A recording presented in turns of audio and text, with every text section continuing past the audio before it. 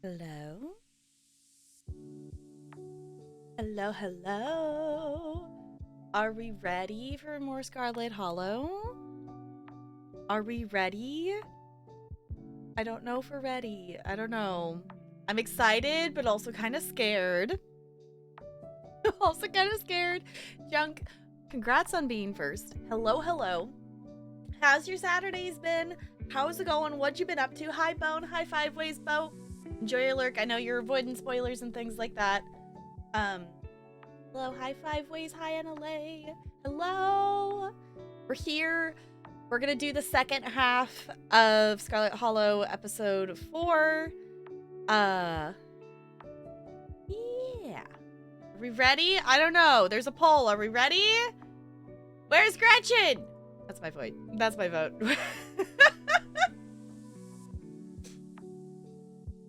Didn't find my truck magically fixed its brakes, so that's worrying. Oh, how does it magically fix? I don't know. Sometimes it's one of those things like you just kind of accept that it just like, well, it fixed itself. I don't know. Also, before I forget to mention it, I do want to mention that I have a new jacket thing that I bought this at Costco, and it's really, really soft. Because I had, I've got my Sailor Moon t-shirt on, but my body's doing the like, you're cold. I'm like, I'm not cold, but okay. So I put this on. I'm like, oh yay, now I'm snug. I can breathe properly first. Yeah, that's probably a good thing to be able to do. I know my nose right now, specifically this side is like really dried out. I'm like, I've been drinking lots of water. I've been using my nose spray and it's still just like dry cracky. I'm like, stop. I use a humidifier at night. I use nose spray during the day. I drink a lot of water. Why are you still this dry? You're not late, Jessica. I actually am just on time. And not late for once. You're fine. We've been here for like 2 minutes. Lost brake pressure so the pedal would go to the floor. Now the pedal has pressure and can stop, and I'm 99% sure the master cylinder have failed internally. Yeah. 8 minutes. Okay, well, like 6 of that was me like getting ready and, getting things situated and stealing. Bella is a loaf over here right now. Because Talarian is putting more computer parts together. So if you have not looked at Tomorrowland, in Tomorrowland, computer things are happening. I put the RAM in myself. I don't know. That was like the one part of the computer that I wanted to actually physically do. Yeah, Talarian's putting together things. My thing is I wanted to learn about a lot of the parts and things like that, and he's walked me through of where each part goes and, how it goes together and things like that. Now he's just actually physically putting the things together. So I have definitely learned more things of where things are and how things connect and how things talk to each other and where the brain of the computer is, of the processor and things, and like how that works. So,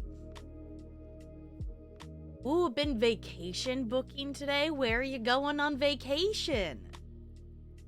Hi, Hono. Welcome back. It's good to see ya. Yes, I do have my Sailor Moon t-shirt on. I know it's kind of hiding because I put my little sweater thing on, but it was like, you know what? We're going to be in a comfy t-shirt today. Hi, Brando. You're not new here. You're definitely not new here, but it is good to see you. Ooh, on a cruise, then a road trip to Denali. I feel like I should know where that is, but my brain's bad at locating things. That sounds cool, though. You're so new. Alaska? Okay. Well, I know where I know Anchorage, but is that still in Alaska? Okay. Also, Brando, you cannot be new here with a 3-year subscriber badge. That's not how that works. Did a playtest through your current choices and Tabby did not freak out? I think... Okay, not taking into account all of your episode 1 and 2 choices.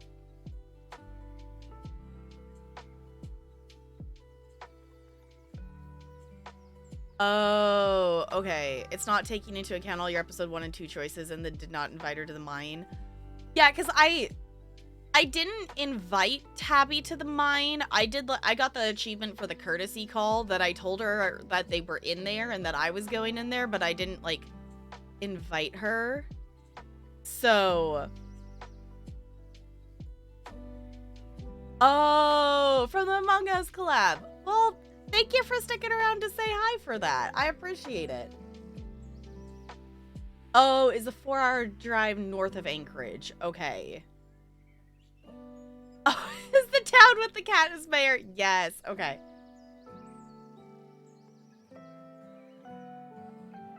Brando's at Broadway Blonde. It's so good to see you. I hope you've been doing well. It's good to see you. Continue your play. Yeah, that's the thing that's really interesting to see. I feel like I'm gonna stick with this save file for now and like play through it, but at some point, like, I'm gonna need to go back and, like, I think stream play through the whole thing again, just because even if I go through and make the same choices I've already made, it doesn't have the same outcome because of the changes they've made to the game. So, hi Sierra C, it's good to see you. How's it going? Yeah, so it's interesting to me that, because I feel like it's the game is not taking into account some of the interactions I've had with Tabby. Like, obviously, like, I didn't invite Tabby. I think that's why it scared me so much yesterday when Tabby, like, came at us, is because, yes, we've been ditching Tabby. Yes, we did not invite her to the ghost hunting, but we haven't been mean to her, per se, as far as I can think of. Like, we haven't been actively seeking out to be mean to Tabby. And also, it did glitch because we did tell Bo where the body was. So, yes, more Scarlet Hollow. Yeah, I'm thinking, like, it probably won't be forever. I mean, we're on episode 4. I'm thinking, like, that would be a, like, binge play once all 7 episodes are out. To go back and make choices and, you know, just even if I go through and make the same choices, it's not going to have the same outcome because it's accounting for different character interactions now, and it's accounting for different scenes and different... I would probably do different traits, too. I'd probably still do talk with animals. But I would probably pick a different other trait. I don't know what, though. Just got done with Mama's VV wine party and just ate some pizza. Now you're reinstalling Apex Legends because you hate yourself.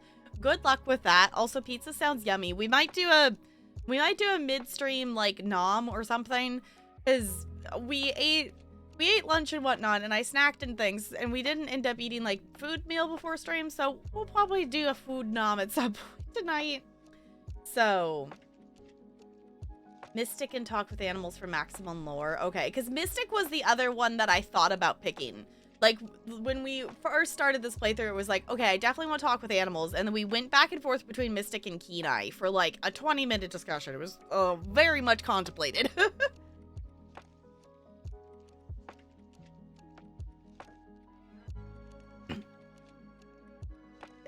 It's not just that the relationship status, the number got tweaked, which means they expected other numbers. Okay.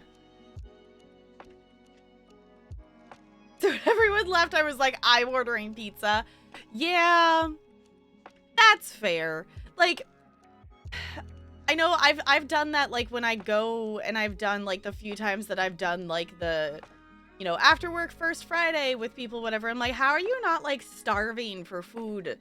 Like, you know, as, like, the tables, like, just has, like, you know, like, they ordered, like, one of those little veggie tray things. I'm like, I'm hungry. I'm gonna order, like, actual food. Like, I'm not just gonna sit here and chit-chat and eat veggies. Also, like, I'm already being forced to sit here and chit-chat. Yeah, it was very interesting that both, well, I forget that it's not both. I have 3 schools. 2 of my schools didn't do First Friday this week. This month, they did this last Friday. It was like, I thought it was weird that they both ended up doing that this time. And I'm like, nah, I'm not gonna go hang out with people. I'm gonna go home and work on a stream.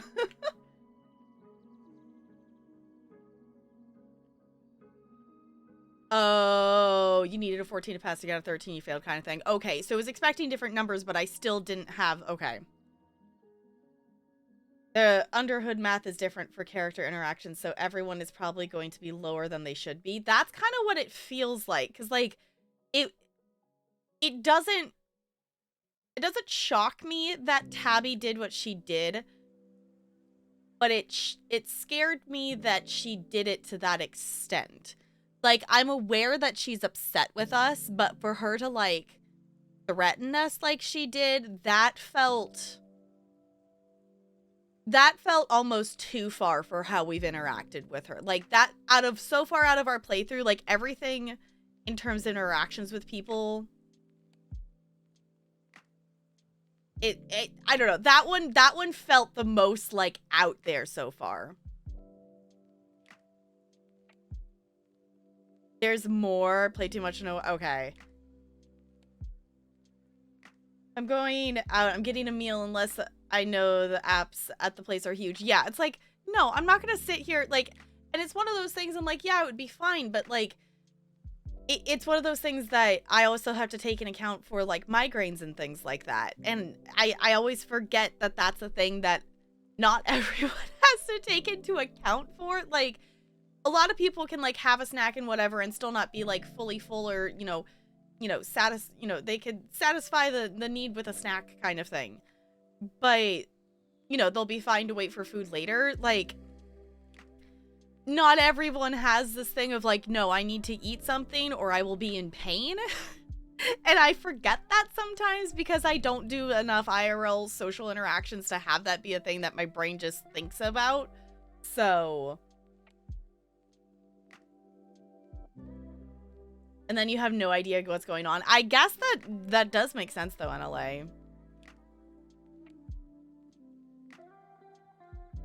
Small snacks throughout the day and bigger meals. Yeah, like, the thing that is, like, the thing that bugs me about, like, work and why I like having some days that I have prep times in the morning, because then I can eat a snack. Because, like, even, like, this year, like, except for Wednesdays, I do actually have time to snack because I have prep time and my lunch is later. But my lunch is at 11:10. And by time... I'm not someone who can eat a ton of food in the morning. I do, like, a protein shake. Sometimes I grab something else, like a fruit snack, something. Excuse me, in the morning. But, like, by the time we get to lunch, I'm, like, starving. Like, I'm ready for lunch at, like, 10. And I'm like... No, we don't have lunch at 10. So. Okay, Keen Eye plus Book Smart or Keen Eyes plus Street Smart can get some pretty interesting info. Okay. I do not know if you would call it lore because in this game there's perspectives or sides, so take everything with a grain of salt. That's definitely fair. I honestly would like to do a playthrough with Street Smart because I would like to be able to... I want to see what you actually do if you can unlock the door in the, Brain, please access the word that I need. Cabby's house. The estate. Thank you, Brain. I know it's a thing my brain does, of just the loading time, of like, please recall the word that I'm trying to think of. Yeah, the forbidden wing of things. And then also with the greenhouse. You can snack all day. See, I wish I could do that. Like, I would rather be able to, like, do, like, snack things, like, multiple times a day. I would rather be able to do that. Because usually, like, when I have prep at the end of the day, I will snack, like, during that before I come home. So. Ooh, street smart and powerful build to see the forbidden wings. Okay. Yeah, I think that would be really cool to see. So yeah, so tonight we're going to be playing through the second half of episode 4. So I'm just gonna move some stuff around so I can actually see Steam. I was playing demos. I was playing demos before stream. So if you all haven't checked out any of the Next Fest demos, I've played a couple of them, and there's definitely some cute ones. If you haven't seen Mail Time, it's really cute. It's really adorable. Today I checked out, oh no.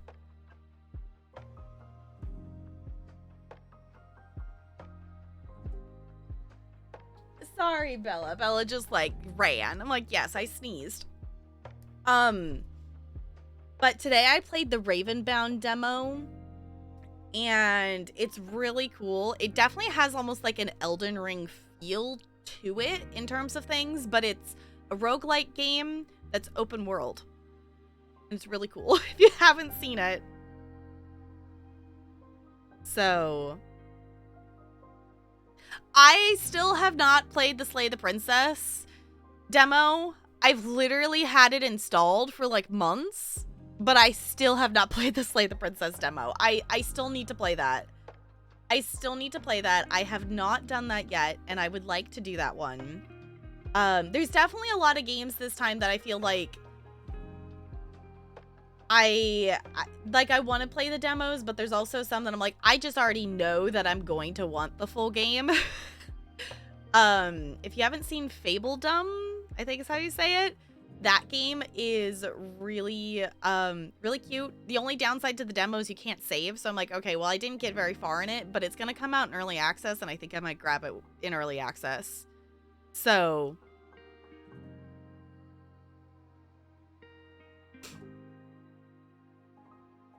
it's so short for one playthrough, really short. Okay, surprisingly short. Okay, yeah, I need to play it. Like, I have it installed. I just have not opened it. So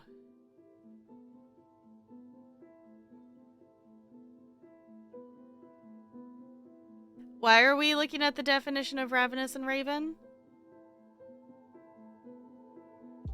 Oh, okay. Got it. Okay. Is one thing and the full game will be different. I mean, it wouldn't surprise me with the way with Scarlet Hollow is and things and whatnot. Where Scarlet Hollow? There you are. I keep scrolling because I used to have it in a different spot, but I actually moved it to my like stream game category of things in my Steam. So I keep going and looking for it in one spot, and it's not there. It's in a different spot. The other thing I want to say, if you haven't seen, I did post a straw poll in Discord. I know people have voted on it. But if you haven't seen it and would like to vote on which game we play next, we're either going to play Kena Bridge of Spirits or the ESO Fire Song DLC. We're going to play both of them. It's just which one do I do first, because I'm trying to be a good noodle and not play 50 bazillion things on stream at once and start and finish things instead. So that one is fully voice acted. Okay. Yeah, that's definitely different compared to Scarlet Hollow. They will do an update for the demo soon, so there's that. Ooh. Okay.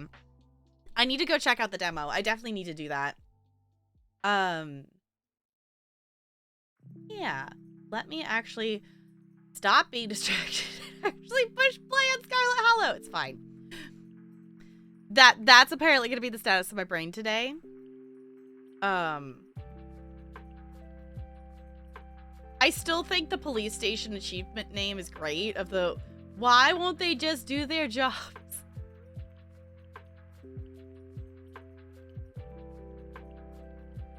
Once it's fully done, that would be really cool. I doubt it, just because it's a visual novel, and I feel like that's not as common, but it would be really cool to see.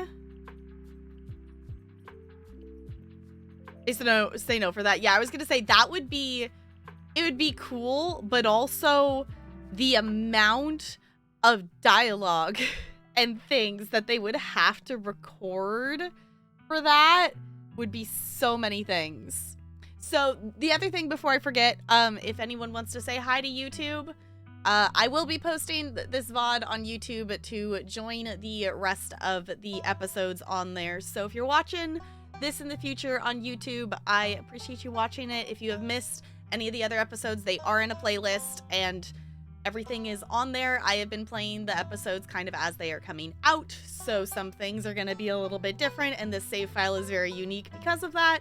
So, hello, Junk says hi, Jessica says hi, hello. Yes, hello, future YouTube friends. I appreciate you being here. We are going to be jumping into the second half of episode 4. So if you missed the first part, there will be that as well. But we're jumping into the second part of episode 4. Yes, or if you're watching on Twitch, because the VODs will be highlighted on Twitch as well. So if you're watching in the future, hello. We appreciate it. All right. Five Ways also says hi to YouTube. Hello to the YouTubes. I know, it's like I wish I had like, I don't have one of those like chat capture things. It's like that would be the moment to be like the wave and say hi. But I don't have one of those.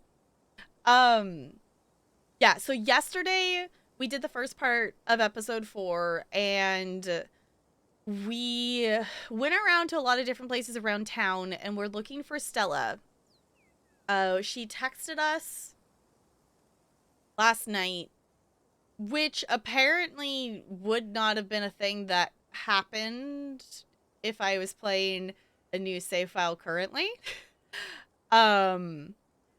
But we went around looking for Stella, and now we were going to go to Sybil's for tea, is I think what we were about to do. So, hello, future. Hope it's better than the past. Sounds like a good plan, Broadway Blonde. Hello, future people. Yeah, that would not have happened. Okay. Yeah, so that's interesting. So then it would have even been that we hadn't heard from her since she was at the library. Hope to get that too, but no. Okay. All right, so talk to animals. And she never disparaged your gift. Perhaps she was one of the few people in town who can truly understand you. Okay, we should talk to your mom. I'm supposed to have tea with her today. My mom wanted to talk to you? She's probably going to give you some rocks or bundles of herbs for protection or something. We can humor her. Let's do it. And Miles is exactly where we expected him to be, doing absolutely nothing but staring on his phone.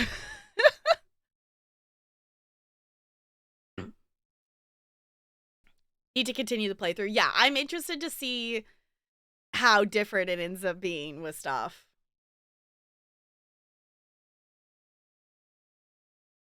Okay, bells at the general store chime welcomingly. Why is that such a hard word to say? As the three of you enter, you get the idea. We're warming up. We're attempting to words. Kanika, there you are. You were supposed to stay in bed today, remember? And hello, you two. Hope you've both recovered from last night's fiasco. Sorry, Mom. It's just that Stella's missing and Stella can take care of herself. Unlike you, you need bed rest and lots of fluids. You don't need to go running around town spreading that cold of yours. Well, we kind of already ran around town. Go on, get up to bed. I'll be up in a minute with more tea. I thought you had some kind of important thing to talk to Tap Girl about. I'm really feeling okay. I want to hear what you wanted to say to her. I'll just be doing a tea reading. Haven't those always bored you to tears? Okay, you're right. I'm not feeling well. I should really lie down. Bye, Tap Girl. Kanika turns and heads towards the stairs without saying another word.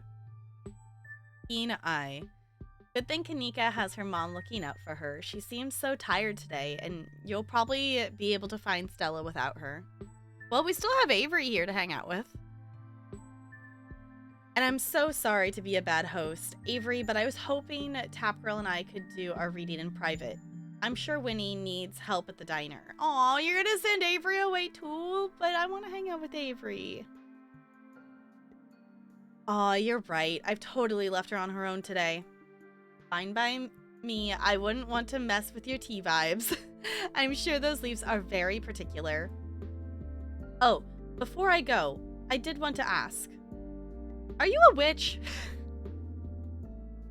As flattered as I am that you think that I'm magical, I'm just an old lady who likes tea and a few unusual hobbies.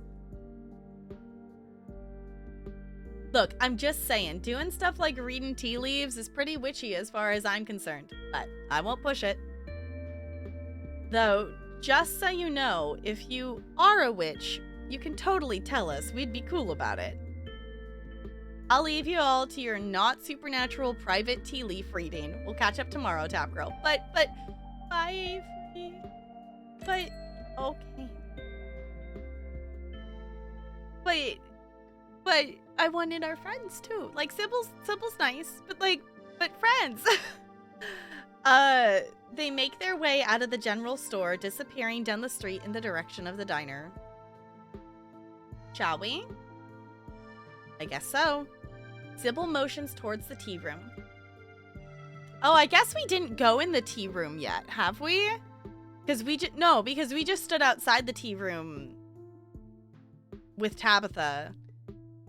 Because we didn't go in there with them.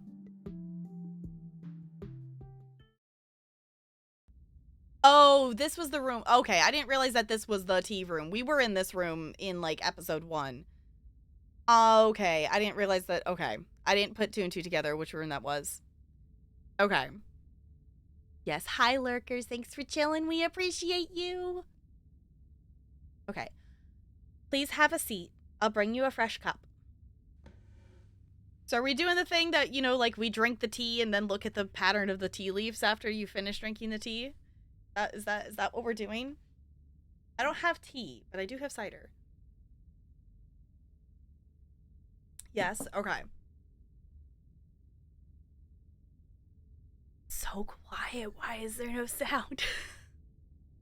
You take a seat at the small table at the edge of the room. It's dark here, only a sliver of sunlight able to filter through the heavy curtains, supplemented by the bright grow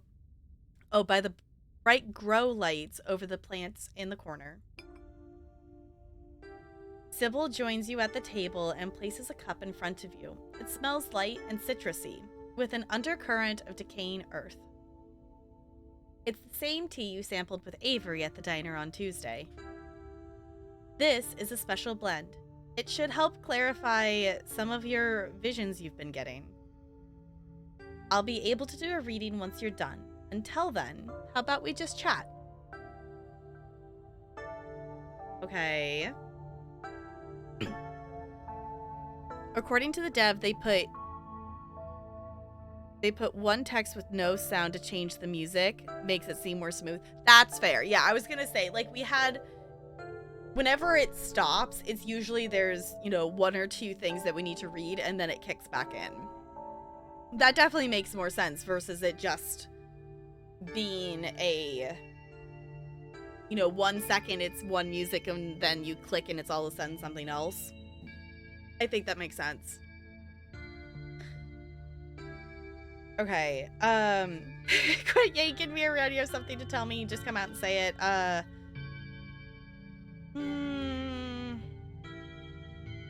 How did you wind up in Scarlet Hollow? Oh, my family has been in these hills for a long time. That's how I know so much of the local flora. Everything I've learned was handed down from generations of hill folk. There hasn't always been a reliable doctor up here, especially not one most folks could afford. They have to figure out their own medicine. Okay.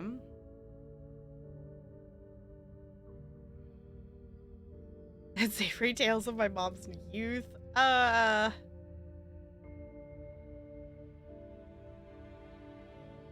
just gonna sip the tea. Sip your tea. Hey! Achievement unlocked! Tea reading. You take the tea, sip it delicately. The citrus smell is fleeting, quickly replaced with the earthiness at its core, like you've taken a mouthful of dirt. Yum! But the aftertaste combines the two flavors into something soothing and medicinal? Is that medical? It's you know, we're gonna attempt a words, and we're gonna words. Medicinal? That's how you say that word, right? I don't think I've ever actually read that word. I think I've only ever heard that word.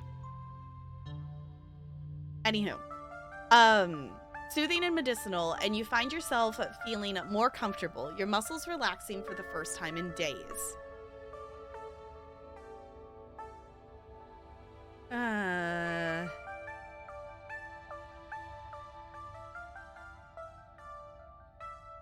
The other day you promised to tell me. Oh. Promised to tell me. What was it? Unsavory tales of my mom's youth. I most certainly did, though I might have been exaggerating a bit for dramatic effect. I'm prone to do that. In a town this size, you get to know everybody, no matter what the age difference might be. Vivian was a little younger than me, which meant I always had a certain older sister instinct about her. Her family wasn't good to her. Arlene was a lot like your great-grandmother, Edwardine, which is to say she was not a very kind woman. Similar to Tabitha, but with more social grace and considerably more hatred for her fellow man. But your mother wasn't a shrinking violet either. She was just as stubborn as any other Scarlet, so her family choosing her as a punching bag made her into quite the rebel. Okay. Yeah, I was gonna say, what happened to their parents if they were raised by their grandma? I don't know if did we know that? Oh, same word in your language with the same meaning. Okay. Yeah, I was like, it's not a word that is common in words I say and read. Why were is it Perlane? I still don't feel like I'm saying that name right. I know, I was gonna say, I guess we're the only Scarlet that's trying to be nice to people. Why were Perlane and my mom raised by Edwardine? What happened to their mother? Their entry into the world was violent, I'm afraid. Their mother was young. Oh, too young to be pregnant, especially with twins. I forgot they were twins. Did we know that? I don't think I remember that. Like, I knew, obviously, you know, related because that's why we're here. I forgot they were twins? Or did we not know that? She didn't survive the labor. Okay.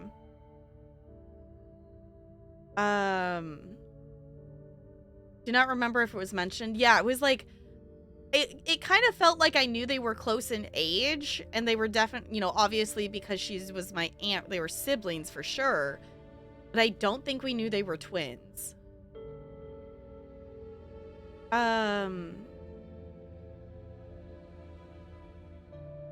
Ooh, I feel like I know a lot about the women in my family, but what about the men? Did they even exist? I suppose they just haven't been very noteworthy since Edwardine took over the mines. Her husband died a long time ago, and to be quite honest, I can't even recall his name. Might have been Stuart, or something just as forgettable. From what Vivian said, her father was some teenage fling that ended once your grandmother found out she was pregnant. I'm fairly certain it was similar for Vivian, though she was much older, and I believe she was the one who ended it, what with skipping town and all. Okay. What do you know about my grandma? I'm afraid there isn't much I can tell you. I think there were two in that generation. The eldest died when the girls were still children. Warding never spoke about them, nor did your mother. Okay. What happened when my mom found out she was pregnant? She came to me for advice. She was distraught. It was like she'd been handed a death sentence. Maybe it was fear from what happened to her own mother. Maybe it was something else. But she seemed convinced she was in danger. Tabitha had already been born by then, of course, but she was born in wedlock, so I assumed your mother's worries had something to do with religion. Though the Scarlets weren't particularly religious as far as I knew. But the way Vivian was that night she came to me, it stuck in my mind. It's always had me wondering what it was about your family that made her panic so much at the thought of having a baby. Huh, okay. Quit yanking me around. No, we'll do this one. What's with all the mystery and ritual? If you have something to tell me, just come out and say it. I'll need your tea leaves first. I have pieces of the puzzle, but the tea leaves should help give the full picture. Okay. Finish the tea. You close your eyes and take another sip, then another. It's delightful. The tea is gone before you know it. The small cup empty save for what's left of rehydrated leaves coating the bottom. Oh, good. Glad you found the tea palatable enough to drink. It should do you some good. It's one of my more medicinal blends. Now, on to business. Sybil takes the cup from you, staring thoughtfully down at the sludge. Oh dear, this doesn't bode well. Okay. Hi, Lonely. Sorry, Twitch was being twitchy. Yeah, it's good to have you here. I don't know why Twitch didn't tell you I was live, but we are here. I will also recommend, if you don't have the going live role in Discord, I do make sure to add people in there. So that make me suspense. I know, I was like, okay, what's the tea leaf say? You've got just about every warning that can fit in the bottom of a cup. Cross, kettle, hourglass. All of these mean death, misery, difficulty, and the hourglass ties it all together with definite urgency. It's fair to assume that this all has to do with whatever brought the ditchlings. Something is coming, and whether any of us can stop it, I'm not sure. But we may, at the very least, be able to figure out what it is. And there's a central figure here. A cat. An enemy lurking in plain sight. Well, we have two cats. We know Pixel and we know Frou Frou. Okay.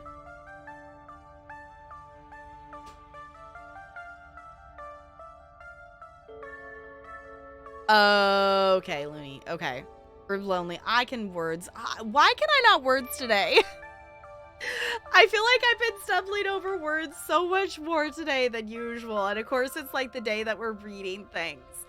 Okay. Jessica, that sounded bad. That was a really bad tea reading, wasn't it? I kind of figured it was gonna be doom of something.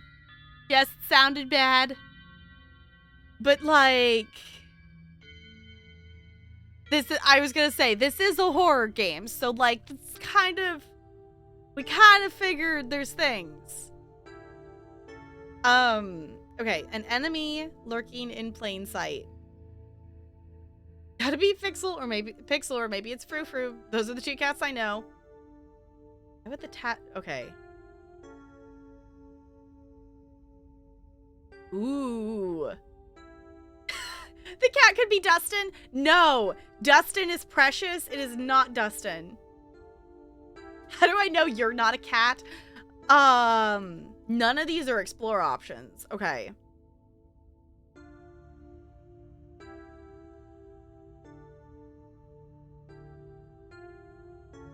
I mean, if it's a cat, we have Pixel and we have Frou-Frou in terms of actual cats. Maud, thank you for the bits. Good to see you. I hope you're doing well.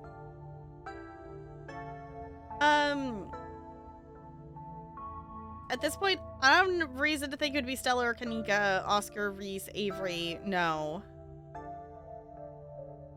Could be Dr. Kelly. She's been nothing but hostile since I've met her, but she's not a cat. That's I don't know. Are we talking literal cat or... I kind of just want to go with the how do I know you're not a cat? Yeah, I was like, are we talking literal cat or are we talking...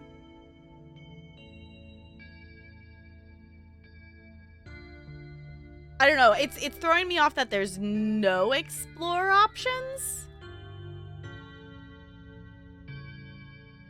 I know, the Dustin one.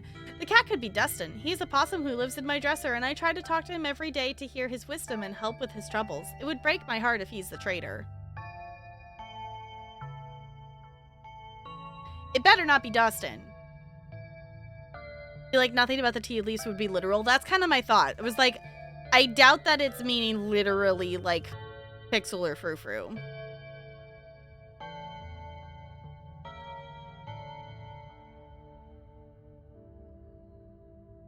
Yeah, I don't know. With the pastor, since he can talk with animals and he's worried about his daughter. Yeah, I was gonna say that's rat. There's also the rat thing, but that's not a cat.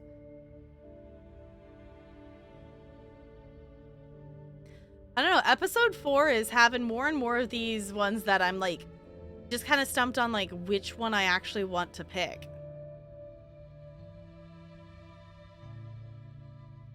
I almost want to say Tabitha.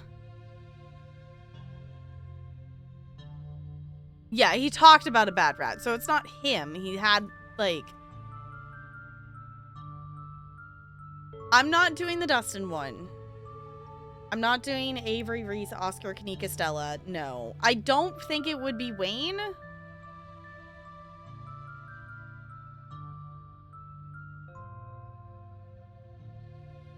I don't think it's literal cat. So that leaves Tabitha, the doctor, and the pastor. I don't think it's the pastor.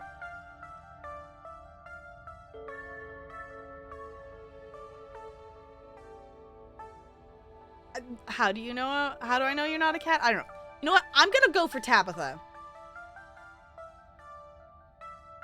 In terms of things, she is definitely central to all of this and connected somehow with Scarlet things, and I'm connected because of us being a Scarlet and things like that. And since it's a central figure,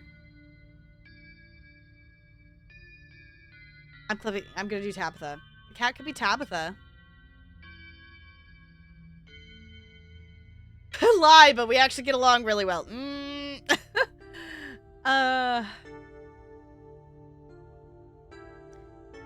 Tabitha's just mean. She's not hiding something. Ooh. She's totally gonna portray me. Okay. Oh my goodness. Okay. She keeps trying to get me to stay at the estate, but is she trying to keep me safe or is she trying to stop me from finding something? A compelling question. And it's just like the cat to make its motives indecipherable. You'd best be on your guard. Be suspicious of anything she asks you to do. It's clear something bad is coming your way, and let's suppose for a second that you're right, and it's possibly connected to your cousin. Knowing this means that we can try to counteract whatever she might have planned for you. From what Tabitha said, it seems she wants you to stay put and stop snooping around. It sounds to me like she's trying to keep you from finding something. Judging by what you told me last night, those stone carvings, seals, whatever you want to call them, I think it's likely they have something to do with this. I definitely feel like the seals have something. They have something to do with something, but we don't know what yet. But it will not surprise me if and when those come into play later. Because there's got to be, I feel like they've got to have something happening. Alright, it's possible Tabitha doesn't want you finding more of them. Maybe she doesn't want you to see any more visions about what your family has done. I don't know if it's just about protecting the Scarlet legacy, or if there's something even more sinister at play, but finding more of them could be vital to protecting yourself from her. Have you sensed any others around town? Do you think you might be able to find another? The door. Your thoughts drift to that door yesterday, the one that seemed to draw you in, urging you deeper into the clinic. Even just remembering it is enough to tug at you, compelling you to return and open it to see what's on the other side. You can find Stella later. Maybe you can even find her there. What's important now is finally seeing what's hidden in the clinic. Ooh. Shouldn't seek more of them out. Bad stuff always happens around them. Okay. Hi, Miku. Hello. That's an odd thing to think. I know, it's like, I don't know. It's one of those things that we're definitely, I feel like, you know, we're making the decisions in the moment, but I know there's some bigger thing that is like looming, but we don't know what it is yet. It makes me nervous. Oh, wish we had a town map. Kind of want to see where the seals are in location to each other. Just breathe. I know. We're breathing. We're fine. We'll be okay. Because y'all help my brain remember. We've seen 2 of them. We saw one, there was one in the library, wasn't there? And there was definitely one in the mines. Are there other ones we saw? I think those are the ones we've seen. The one in the mines, the one in the library / town hall. Okay, I was like, I think we've seen 2 of them so far. So far, that's it? Okay. I think I felt another in the clinic. That's good. If you can find your way inside and uncover another stone, that could give you a leg up on Tabitha. Especially if you don't let her know what you're up to. Do we ever let Tabitha know what we're up to? Besides being like, hey, we're gonna go into your mind, just so you know. You'll just have to be careful to avoid the doctor. Something tells me she won't take too kindly to you sniffing around her clinic. Yeah, that's the thing I'm concerned about. Yeah, we don't really tell Tabitha what we're doing, except for the mines. But that was like, this is a safety concern. If we all die in there, someone needs to know where we are. I think that's all I can help. I think that's all the help I can offer. Okay. I hope this conversation has been illuminating, even if it just brought up more questions than giving any clear answers. It did bring up a lot of questions. That's it. That wasn't helpful at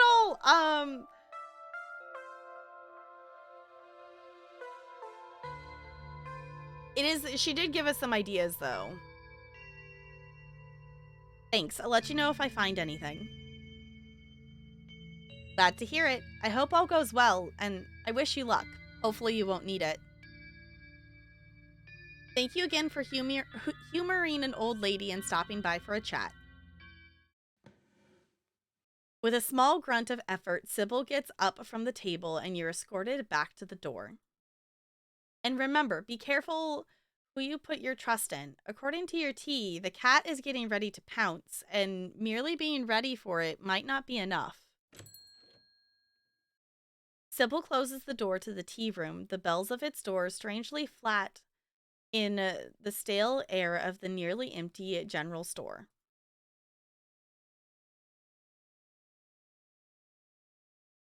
Okay, we have talk to Miles, check in on Kanika. I don't care to talk to Miles. Doctor who? Yes. The Dr. Kelly, Reese's mom, is the doctor. Let's go check in on Kanika. You're not going anywhere before checking in on Kanika. You make your way upstairs.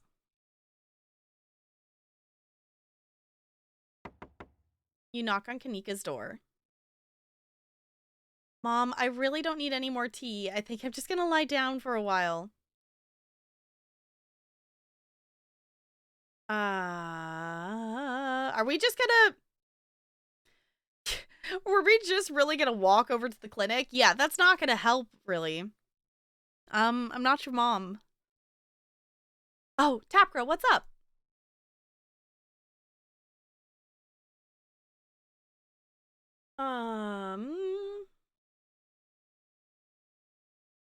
Should we tell... I guess we could tell Kanika what's up with what the tea reading was. I don't know. Let's do the breather. I could use a breather. Let's hang out for a minute. Sorry, Tapril. My mom was right. I'm exhausted. I probably shouldn't push it or I'll wind up worse off tomorrow. Okay. Looks like you're on your own. You make your way out of the general store and down the road to the clinic. I guess we don't get to tell her then. I don't know. She wasn't super interested in the tea reading anyway, so... I don't know. I guess that's a choice. You make your way up the familiar hill past rows of ragged houses that make up Scarlet Hollow's residential area. Why are we just... I don't like that we're just walking and bouncing up to the clinic by ourselves. Also, the ditchlings are whispering again. Also, Wayne's just chilling there. I'm now trying to remember to look for Wayne now. Wayne's just chilling there over in the corner. Hi, Wayne. The ditchlings are whispering again, and they're definitely hanging around here. There's one behind my webcam, too. When it wanes, it pours. Yes, Anole. Okay, it isn't long before you find yourself outside of Dr. Kelly's clinic. Its secrets enticing you to find a way in. Even at the bottom of the hill, you can already feel the presence.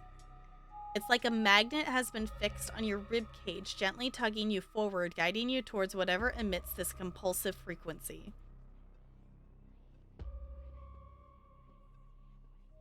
Ooh. Might as well explore. We have an explore talk to animals. Ask a woodland creature how'd they get into the house. You quickly glance around, your eyes trained on the underbrush. A flash of a striped tail grabs your eye immediately. Raccoon friend! Can I help you, Buster? Hey there, if you were trying to break into that house at the top of the hill, how would you do it? What, just because I've got little hands and go through people's trash, I'm supposed to know how to break into places? No, I just wanted to see. There's a hill that'll take you right up to the big flat roof thing. Sometimes the humans leave windows open up there and I go inside. Don't tell them, okay? I like to sleep in their big piles of clothes. It's one of my few joys in life. Okay. All hail the Corn Queen. Why do we have that as a thing in the box? Okay.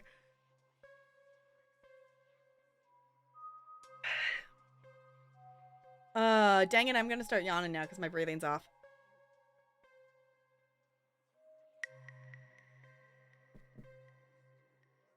Okay. He leaves as you turn back to look at the clinic. You have your way in.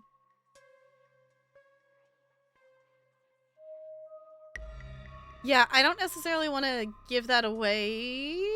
I don't know.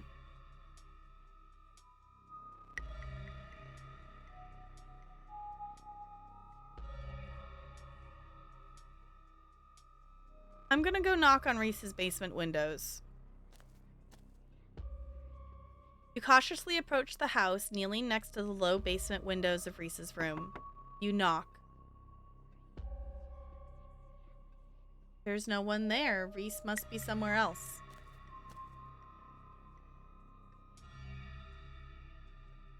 Okay. I'm now extremely curious how this goes when you don't have talk with animals. Make your way up the hill onto the terrace. You're pretty sure you can make the jump to the second floor, at least with a running start. You make your way up the hill and bend your knees in anticipation, and then you jump. You land and try the door. It's unlocked.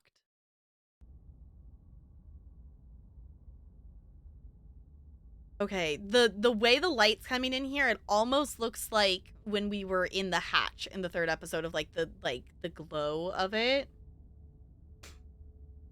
There are many ways to get into the house. Okay. I've never been here. Okay. The upstairs of the clinic feels like a decommissioned museum. Old furniture is covered in plain white sheets, and a thick layer of dust coats the floor. This place hasn't seen any use in years. You're in the clinic, free to explore as you please. Or rather, you're free to explore as you please. You can feel that odd sensation again. The nagging pull of whatever it was that wanted you to find it. You've been caught by its gravity and overwhelming curiosity guiding you around a corner and towards a dark doorway under the stairs. It's been left ajar as if inviting you to enter.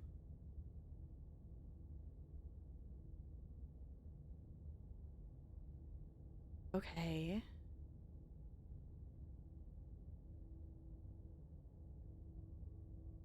The lights.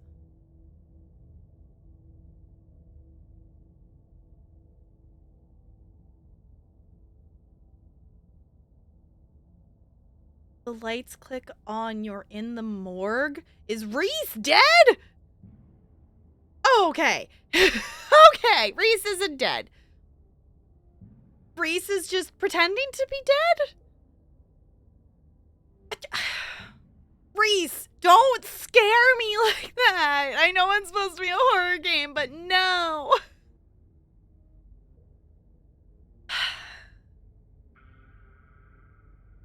Tap Girl, what are you doing in the morgue? Oh my god, we could just immediately...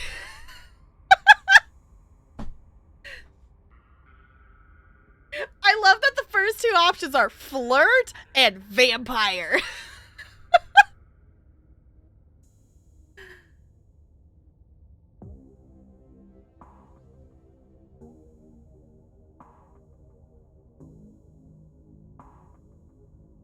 Am I interrupting something?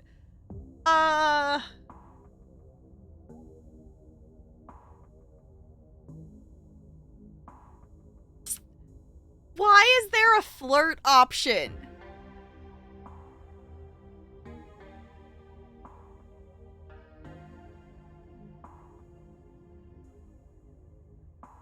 At this point, Reese is not one I'm planning to romance in this playthrough. I do like the idea of, like, going back and romancing other characters. But at this point, I would still like to romance Stella. Though Avery and Kanika are also other options. So...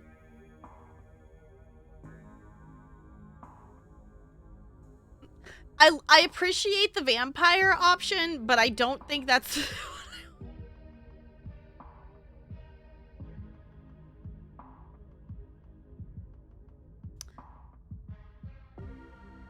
You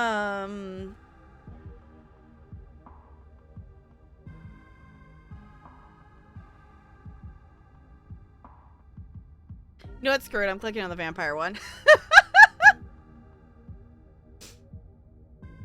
I'm not. Please don't stake me. I just sometimes find it easier to sleep down here. Don't ask me why. That's just how it is. His words seem distant to you. The tugging is strong down here. You can almost feel yourself slipping into a trance, and your eyes wander to the back wall of the morgue. You need to see what's back there. Okay.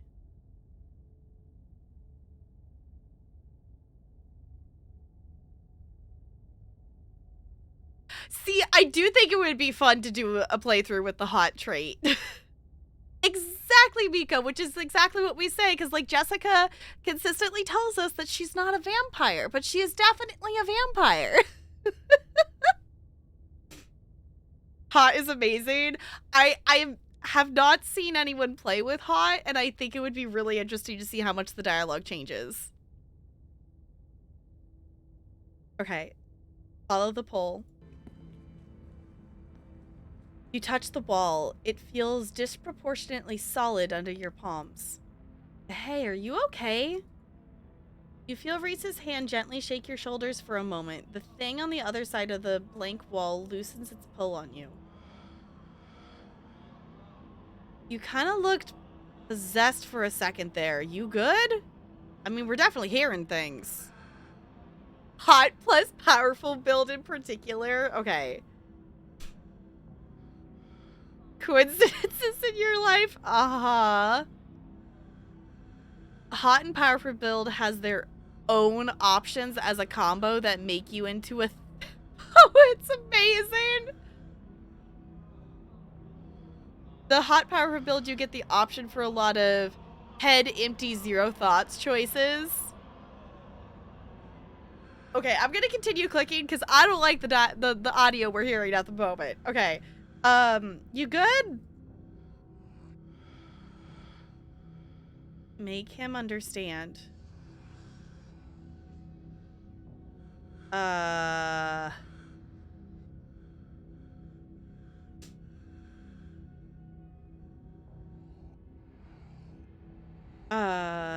Okay. There's some kind of magic shit going on, man, but it's telling me that I need to get behind the wall.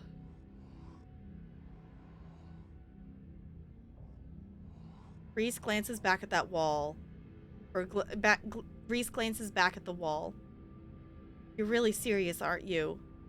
This is probably a bad idea, but if you really need to get in there, I'm pretty sure there's an emergency axe somewhere upstairs. I just need to get the dock out of our hair. Should take 2 seconds.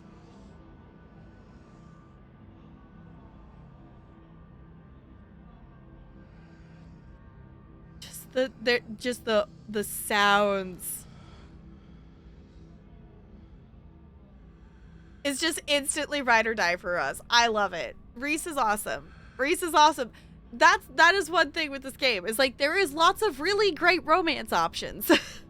But Stella, also Gretchen.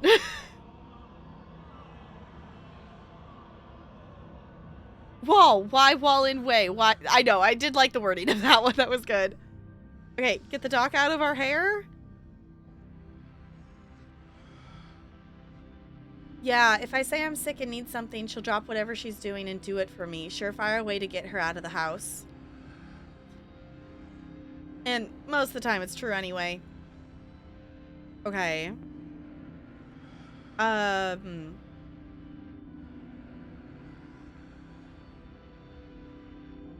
Wow, manipulating her using your illness. Classy. Okay. How'd you learn that little trick? When you're a teenager whose doctor mom won't leave you alone for 2 seconds, you learn how to make it happen. Fair.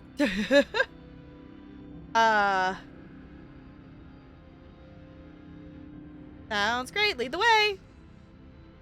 Sweet. Be right back. He strides past you, his long legs moving swiftly. He seems excited, his usual dour demeanor replaced with an uncharacteristic pep when faced with the prospect of sneaking around and tearing down walls. Yeah, how the fuck are we gonna hide that we're tearing down a wall? You hear his soft voice flittering in through the open doorway at the top of the stairs, a hoarse and sickly edge added for effect as he speaks to his mother. Hey, Mom. He coughs gently. Reese, I didn't know you were awake. I still feel like shit, but I think I can finally try to keep some juice down. It looks like we're all out, though. Really? I thought I'd just pick some up. I've got an errand to run on Main Street anyway. I'll go pick up some orange juice and some ginger ale, too. That would be awesome. Sorry to ask. I know you're probably busy. No problem. It doesn't take long. Don't do anything too strenuous. Too strenuous while I'm gone. Just lie in bed until I get back. Thanks, Mom. I'll take it easy. The things got louder. No, think. Only Wall. Yes. Well, Wall is in the way. Wall acts now. Yes. You hear her footsteps move down the hall, then the front door opening and closing. It worked.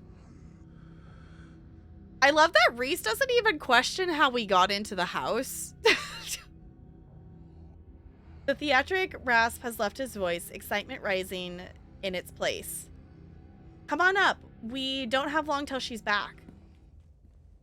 As you step out of the morgue, you relax. The extra space between you and the carving has weakened its hold on you, and with it, your desperation to claw your way through the wall and unveil it. It's one of those emergency fire axes, so it should be pretty obvious wherever it is, though I'm not sure where she would be keeping it. I'll show you around. Let's try the doc's office first. You make your way to the doorway of her now vacant office. I don't see an axe in here. He's right.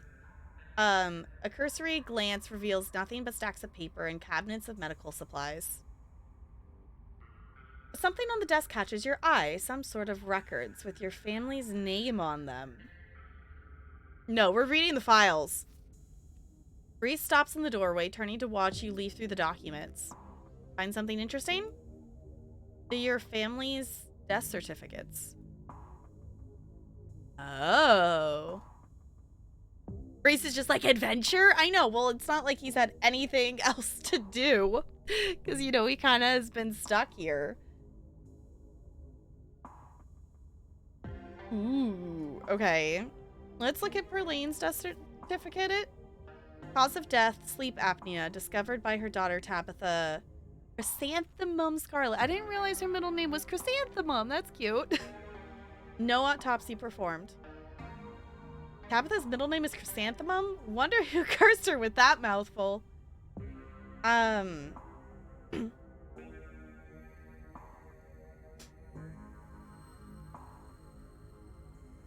think it's pretty.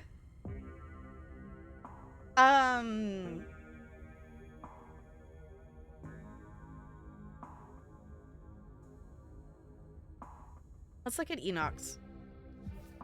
Enoch Scarlet, born September 9th, 1887, died August 20th, 1957, age 69.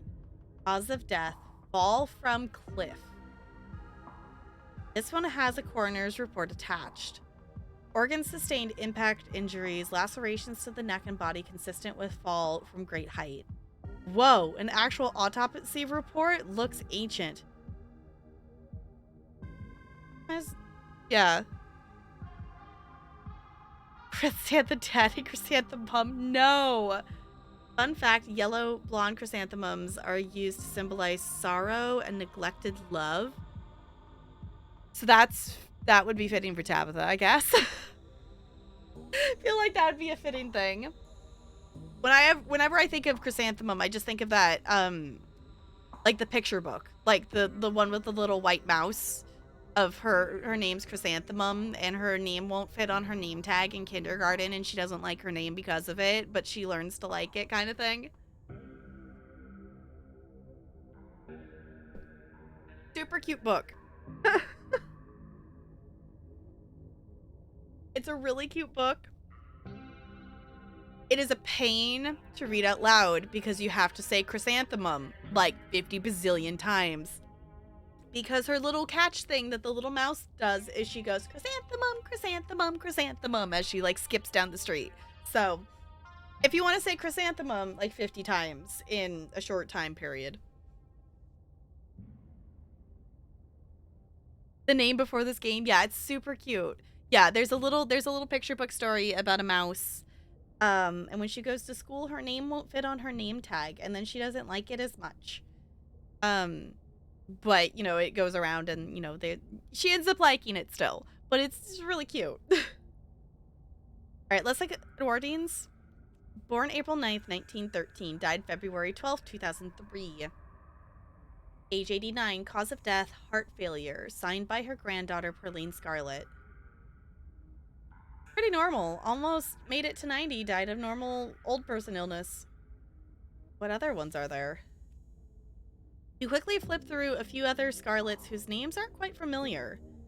Theodore Scarlet, born May 24th, 1890, died 1918, age 28, cause of death crushed in mine collapse, body not recovered, signed by his brother Enoch Scarlet. Oh. Joseph Scarlet, born April 1914, died June 7th, 1944. Louis Scarlet, born August 1920, died June 6, 1944. Both killed at Normandy in line of duty. They must have been Edwardine's brothers. Certificates certificate of fetal death. Infant boy, Andrew Charles Scarlet, delivered April 3rd, 1945. Stillbirth, mother, Edwardine Scarlet. Cause of death, complications during birth, no doctor present, home burial. Alexander Scarlet, born December 12th, 1947. Died August 20th, 1957, age 9. Missing, presumed dead, signed by mother Edwardine Scarlet. I know, I was like, I feel like this is being book smart. Mary Bell Scarlet, born September 3rd, 1946, died October 30th, 1963, aged 17. Cause of death, complications during childbirth, signed by her mother, Edwardine Scarlet.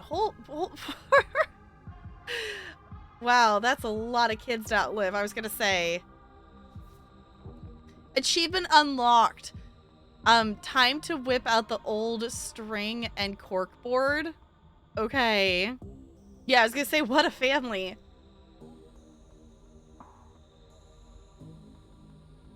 I was gonna say, we're gonna not have time to find the axe now because I was too curious. Reese's eyes flick to the doorway. A second later, you hear the sound of the front door handle being turned. His hand on your shoulder before you even register what's happening. You're pushed back out of view of the front door. I had that thought of, like, if we look through this, we're not gonna have time to find the axe, but I just had to know. Shit, I'm not supposed to be in here. We gotta hide. He hurries to the closet door, motioning you inside. You slip inside and squish yourself into what little space is available in the nearly full closet. Reese is close on your heels. Let him in. Together, you listen as the doctor makes her way to some room deeper into the clinic. In the silence of the tiny closet, every breath seems too loud, as if you could expect Dr. Kelly to hear it from wherever she was across the house. We better wait a second just in case. I was gonna say, are we gonna just have an opportunity to flirt here?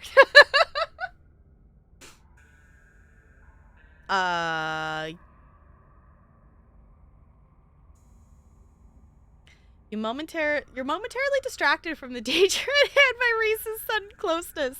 It's almost strange to be here with him after the way he was hidden away for the first few days of your week in Scarlet Hollow. It made him into a seemingly mythical figure, the tragic artist wasting away in a basement guarded by a tyrannical warden. Keen eye. Now that he's close enough that you can hear the beating of his heart against his delicate rib cage. See his chest rise and fall with shallow, nervous breaths. There's a small smile on his face, and his usually glazed eyes are practically glimmering with the thrill of being somewhere he's not supposed to be. You could reach out and touch him, and he would be solid under your fingertips.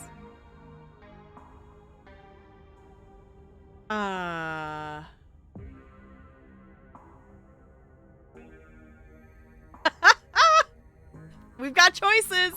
Okay, we got a keen eye. I can hear how fast your heart's beating. There's no one I'd rather be stuck in an enclosed space with. I like you. You're interesting. If you're scared, you can hold my hand. Grasp the doorframe. Lean dangerously close to him. Lean in gently, touching Reese's arm. We got choices. Y'all, what are we picking? I know you can see. Yeah, you really can see from this angle how sunken in his cheeks are. Well, and like even just like seeing his collarbone too still.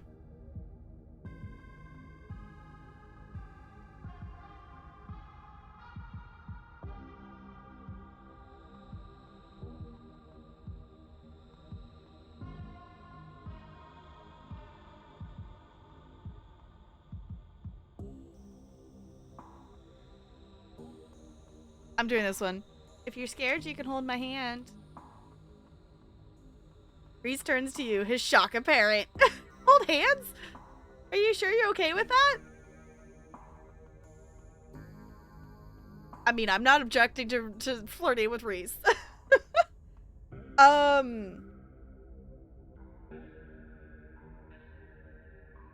course, I take any excuse to get closer to you. Oh my gosh. Okay.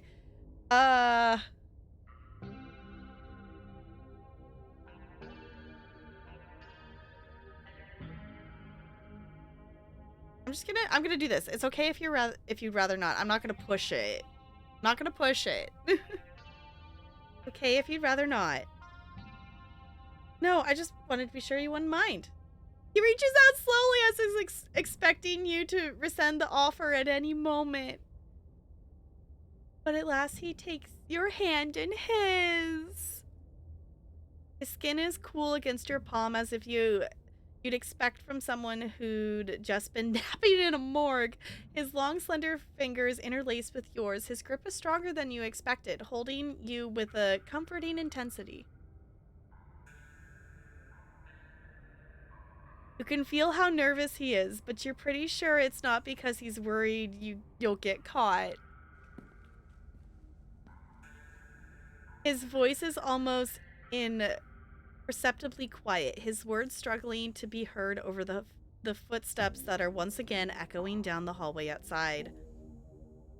The footsteps return. They get louder, approaching the open office door, and then they stop. Much to your relief, she opens another door, leaving the main clinic. We're in the clear.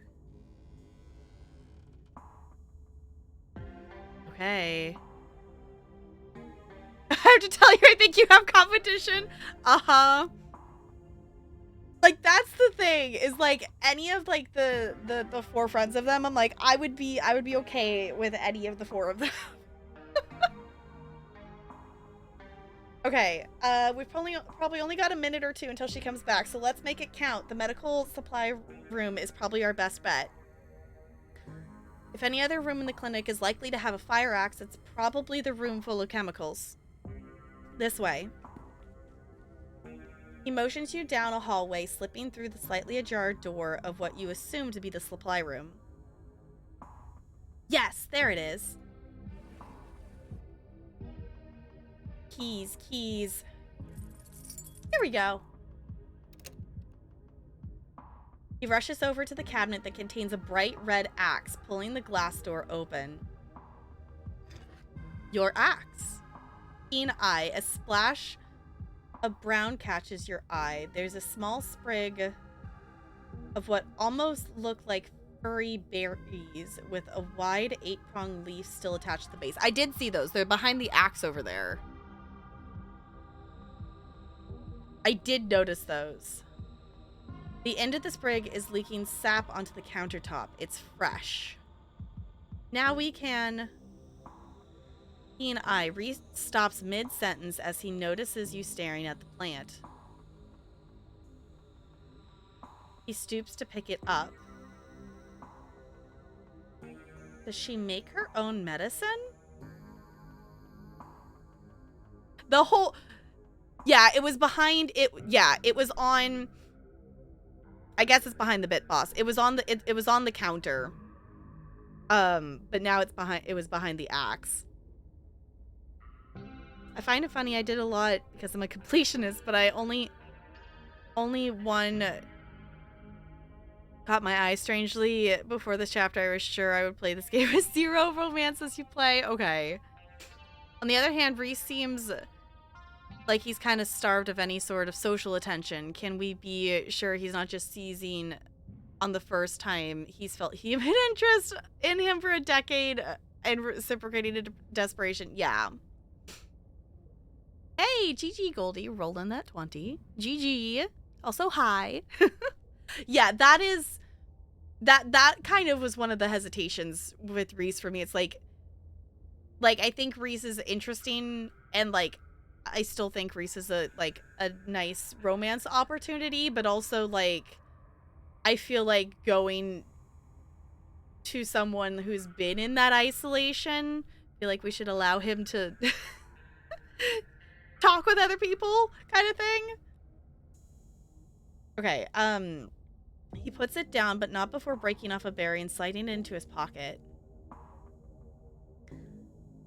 I don't think she's allowed to do that. She's not a pharmacist. This room is just for storing stuff she's ordered for patients from a pharmacist in Brevard? Yeah, I was gonna say, the whole poisoning Reese thing is still a thing I'm suspicious of. To be fair, every romance option I know has crippling emotional issues. Fair.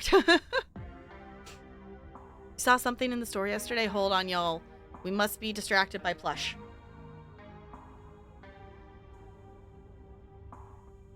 Plush! I haven't seen that bird before. But squish! Also 50% off squish. That's a dangerous thing. That is a very dangerous thing. I love the ones with scales are super cool because the texture. I have, oh, they must be in the other room. I have a Triceratops that has like the scale texture and it feels really cool. I mean, I'm not gonna object to squish. I don't have either of those. But also, why are they... Hold on. Why are those squish $80 to begin with? No, that is... Goldie, that is 110% a case of them raising the price and then marking down. Because they are not usually $80. That is definitely a case of like, let's say the price was this and then let's discount it and say it's still a discount. No, they are not $80. That is not what squish are originally. Unless if for some reason where you are, squish are way overpriced like that. Because like the most I see a squish for here is like the big ones are like 35 or something like that.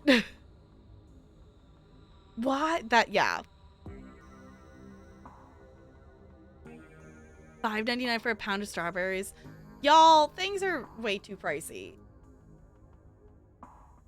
Yeah, I was gonna say, if you're getting them from, if you're getting like the bigger ones from like Fred Meyer's or Target or something like that, like usually, and like the regular ones like Bubbles like was 25, but that's still even a lot for me to pay for a squish. Like most of the ones, well, I guess the biggest ones, like the giant 24-inch Tally and Heather, those ones were like 35. Or something like that from Costco. But most of the ones I have were like 10 to 13 bucks from Costco. Or less for being like smaller ones. Or, you know, if I got different ones from other places, like Fred Meyer, the smaller ones are like the 10 bucks kind of thing, or 12 bucks. $4 extra covered the cost. That's nice. That's nice of them. Also, hi Sparkles. How's the Sims going? Yeah, $80 for a plushie is a lot. $80, and especially for those two that aren't ones that are like... There's nothing specifically unique about them for them to be that much.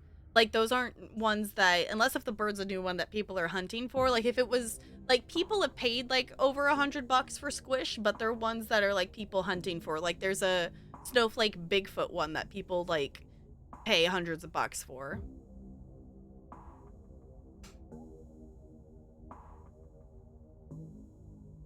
Oh, if they're similar to Safeway where they expect everyone to be a member so they can track your spending, yeah. Or just starting to become adults, okay.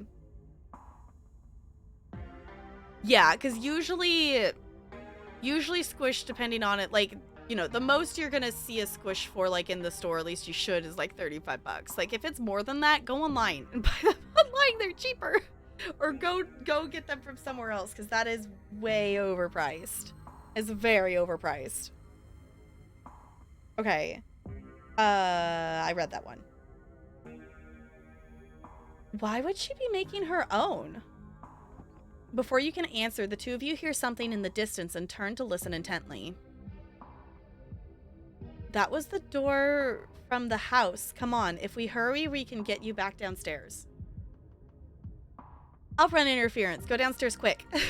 You can hear her approaching now, floorboards creaking in the hallway on the other side of the office. You follow Reese's instructions once again, starting down the basement stairs, letting the pull of the stone carving guide you back to the morgue. Okay. Dr. Kelly's voice filters down from above. I was right, we did already have juice. It was just in the back of the fridge, but there's no harm in having extra. What are you doing in the clinic? I thought I told you to go rest. Oh, I'm just going to chill in the morgue. I got my speakers, so if you hear some weird sounds, it's just my music. I'll be sure to put in earplugs to drown out all that industrial clanging you listen to. You know I'm not the biggest fan of you spending time down there. It can't be good for your mental health to hang out in a refrigerator for corpses. Do you at least have a blanket this time? Yeah, I'll be fine. It's just to change the scenery. My room feels too claustrophobic right now. Okay. I'll let you know when it's time for dinner. You hear the door at the top of the stairs close, and the sound of Reese descending the stairs to join you in the fluorescent lit room below. Hey. Okay. Industrial goth music confirmed. Yep. Wall, wall, wall! Okay. Hold on, we gotta... You listen to music that sounds like a wall being broken down? Of course I do. I'm sad all the time. Glad my taste in music is finally coming in handy. It's exactly the cover we need. Stop asking questions. It's time to see what's on the other side of that wall. I was gonna say, it's gonna give us one of those that's gonna cut us off. Wall, wall, wall. Yes, we're picking that one.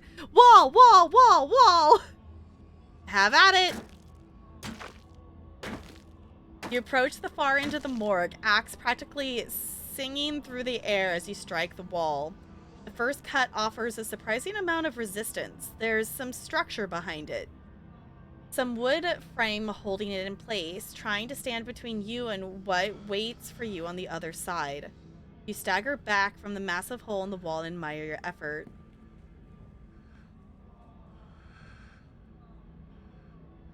Oh. Holy shit. The splintered edge frames a dark passage seemingly cut into the side of the cliff, cold seeping from a forgotten place into an already frigid morgue. Reese coughs as he takes a better look at what lies beyond the wound in the wall. There's a whole hallway back there. Thick, stale air leaks from the hole, filling the morgue with an earthly mildew smell, like the room is slowly filling with dirt. And with the stink of the grave-like room beyond comes an even stronger compulsion. You step forward. And you climb into the hole. Okay. Tim's wife and Clem's boyfriend are cousins. At this point, Sparkles, I think that's just gonna be a thing that happens. This is why I don't have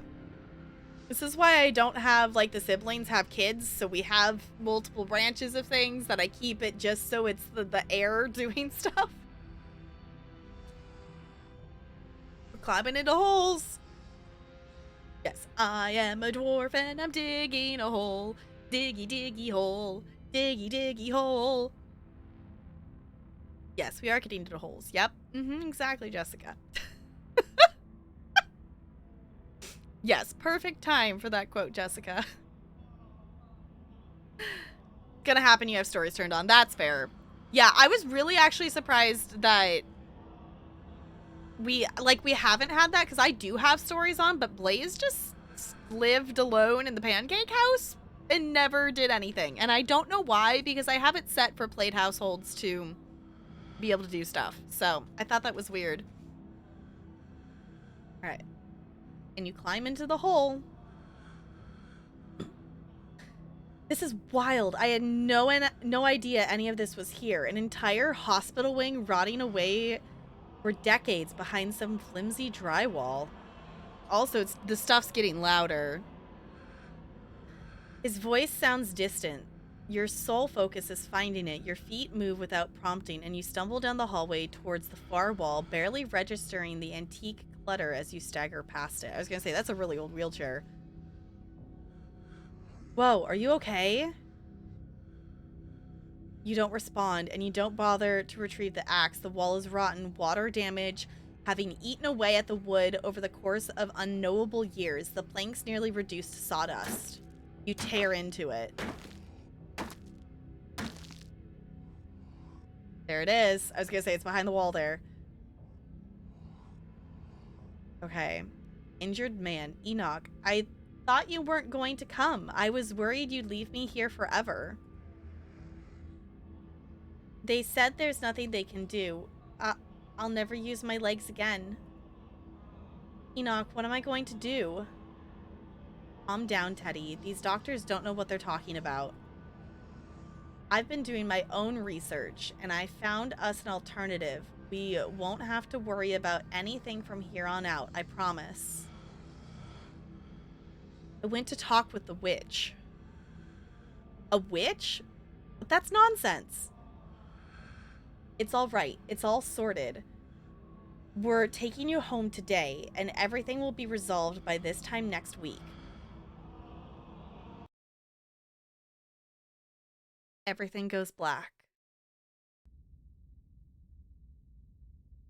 Your vision swims back into focus, and it takes a solid second or two to reorient yourself.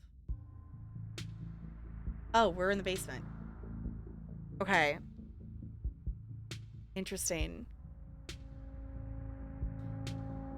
All right. The devs of this have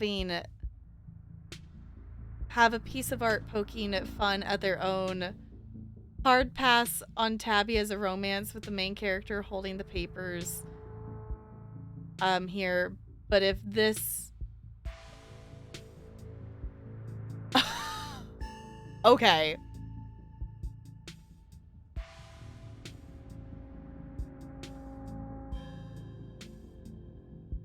Is my save file cursed? What happened that...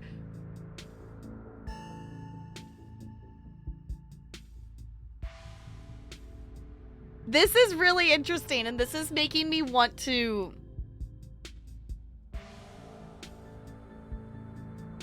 Things I should not know?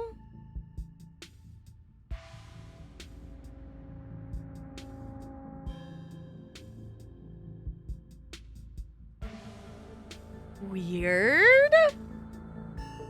Honestly, with all the things that I'm getting that we're having that, like, I shouldn't be getting because of the way I've played, it makes me want to go back and redo it to see what I would get.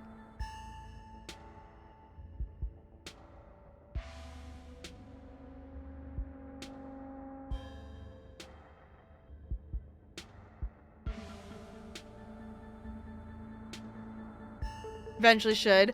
Okay, Jessica, what did I just...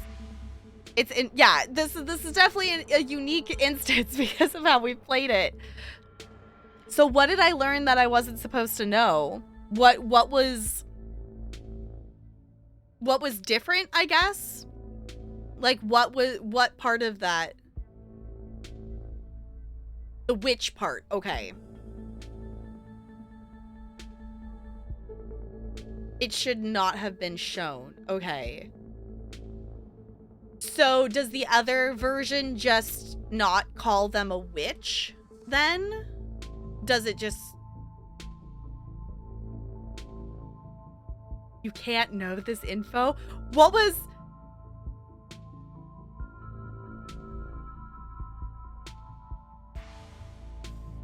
Oh, it doesn't show that scene at all? There's 3 versions of that scene, not 2. Okay. Yeah, this is also like you're a traveler through parallel universes at the same time as solving the mystery.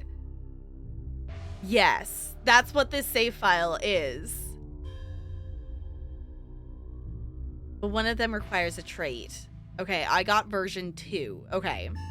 See, this is so interesting. This is one of the reasons I love this game, because that's... okay.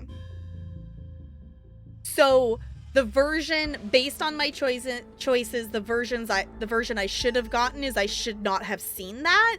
It should have just skipped over. Did I get that right? Okay. Interesting. Okay, but now I want to know... I should have gotten version 1, but I got version 2. Okay. There's the base one, then there's the one if you have a trait or make a choice, and the third one is if you have the trait and make a choice. Okay. Interesting. Okay, so the game thought I had made a choice, but I didn't make that choice, so it still gave me version 2. Okay. Interesting. Okay. Wasn't there... What is it a choice in this episode? Or would it have been a choice in a previous episode?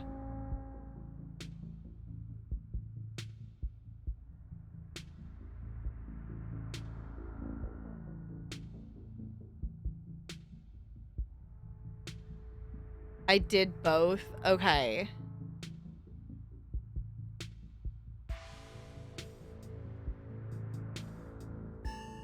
This game, like, just the complexity of this.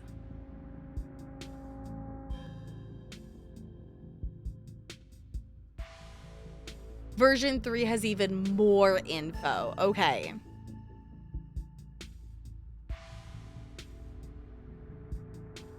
Interesting. I'm kind of just trying to figure it out too, because, like, obviously we saw it. So, like, do we pretend we didn't, or do we still keep that in mind? I was gonna say, my episode 1 and episode 2 choices have gotten very funky with this save. We also found that I told Bo where Duke's body was, and Bo still wasn't able to find the body, even though I did tell him in the previous episodes where the body was. So that's also another thing that's happened. I did the thing twice. Wait, okay. It was a bug in the past. Okay, Jessica, what's the thing? Now I need to know what the thing is. What did I not do, or what did I do that... What's the thing?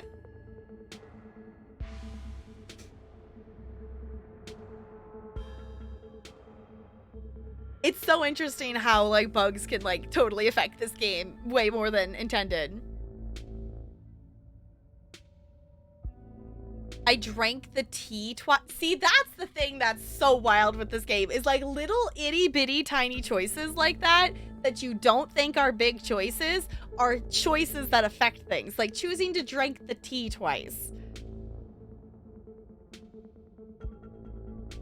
That is the thing that is wild. Oh, because I chose to drink the tea in the diner with Avery.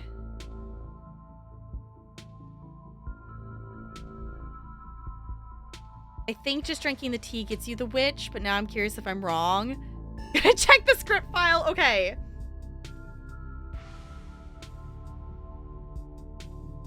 If you don't drink, you do not see. Okay. That's wild. Okay. Okay.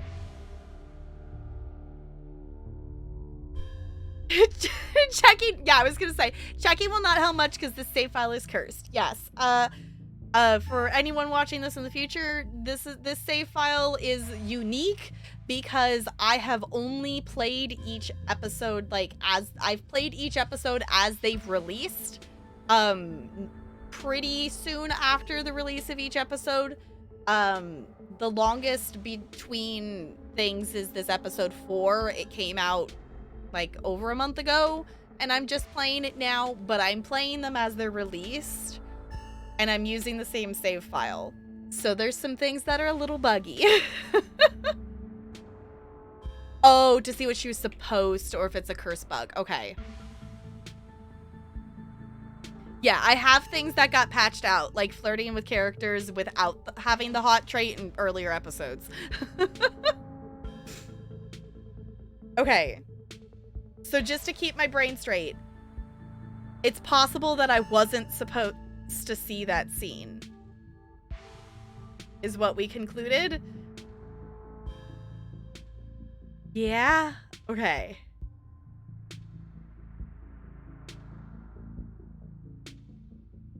You're in an unfamiliar bed. Reese leans against the far wall, eyeing you with concern and curiosity. Hey, I was worried you slipped into a coma or something. You tore down a wall like a wild animal, found some weird carving, and collapsed. I think you might have had some kind of seizure. Are you okay?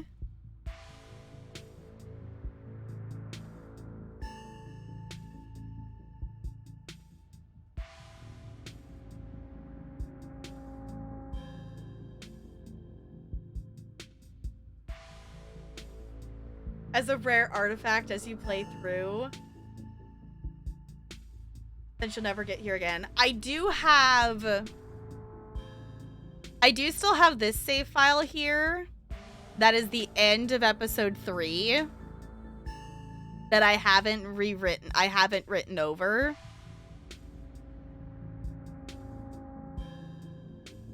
So I feel like I should have just made separate.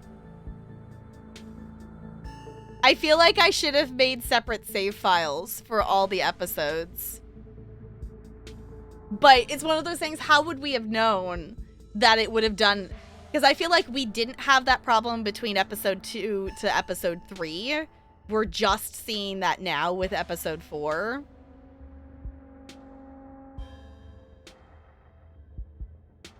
Which, speaking of which, I am going to save since I'm in here.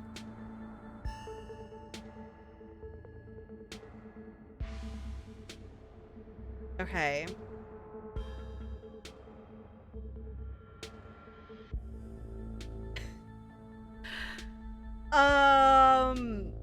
Wait, nothing spooky happened? The mountain didn't collapse on us? No ghosts? No, nothing. You just fell down, twitched a little, and when you seemed stable, I carried you back here. That was a few hours ago. We can just keep should we just keep flirting with Reese?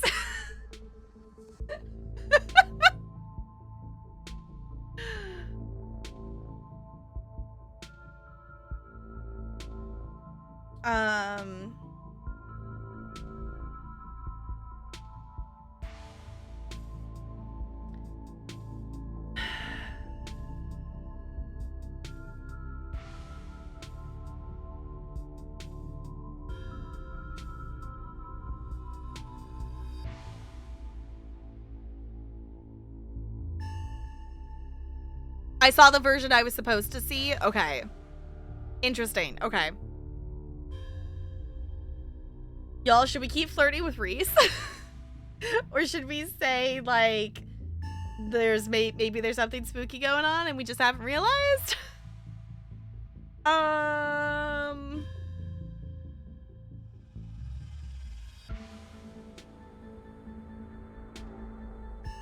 Are we wiggling? I love wiggly emotes so much. They're just so stinking cute.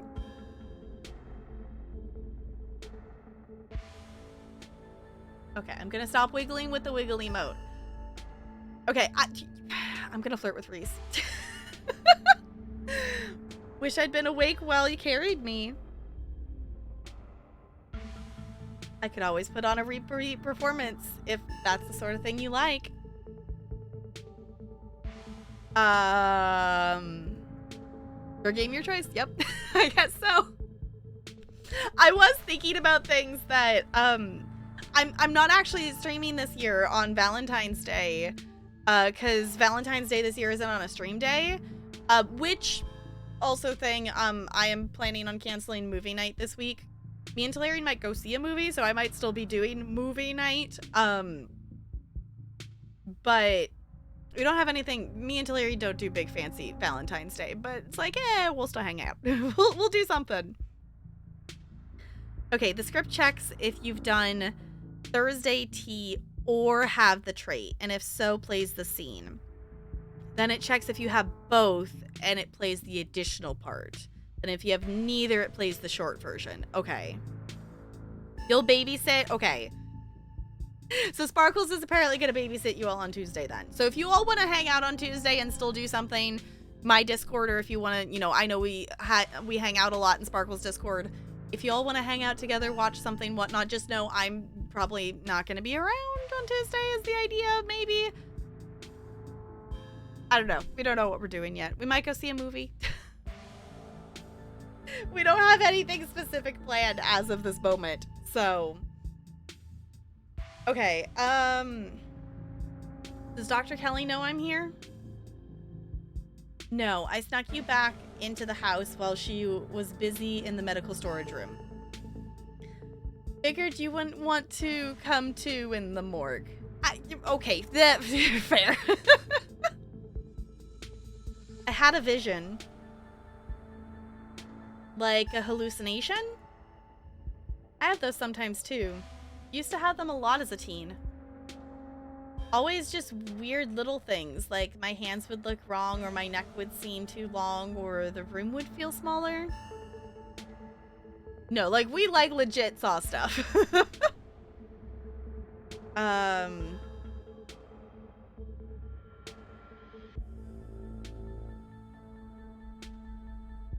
Whatever these visions are, they're making me very suspicious of my family. That's probably a good thing, right? The Scarlets have always seemed like one of those old money families with a ton of secrets. And that estate up on the hill seems like the kind of place that's seen at least one murder. Fair! Maybe you should try to stay away from that place.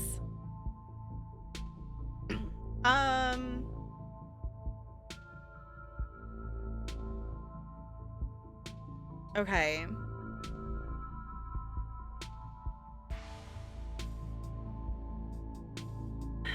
Still missing in the stone.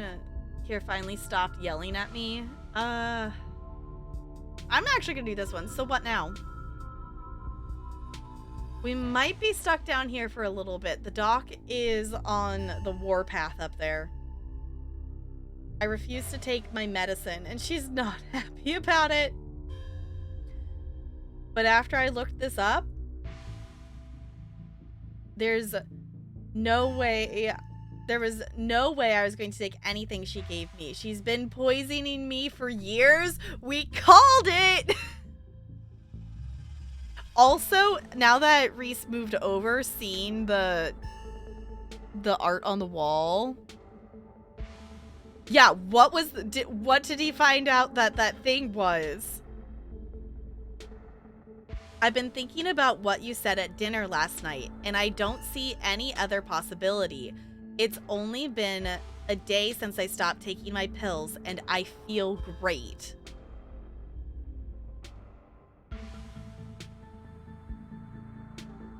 I went ahead and blocked my door so she can't get down here.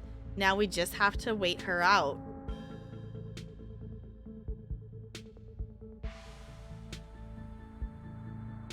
We called it. We called it. Because we had, before the dinner scene, we had a conversation about, you know, like parents poisoning their kids. And then there was the dialogue option to bring it up at dinner. And it was like, no, we've already had this discussion. We had this discussion of the parents poisoning kids. And my other connection to it was like, Barbie and the 12 Dancing Princesses.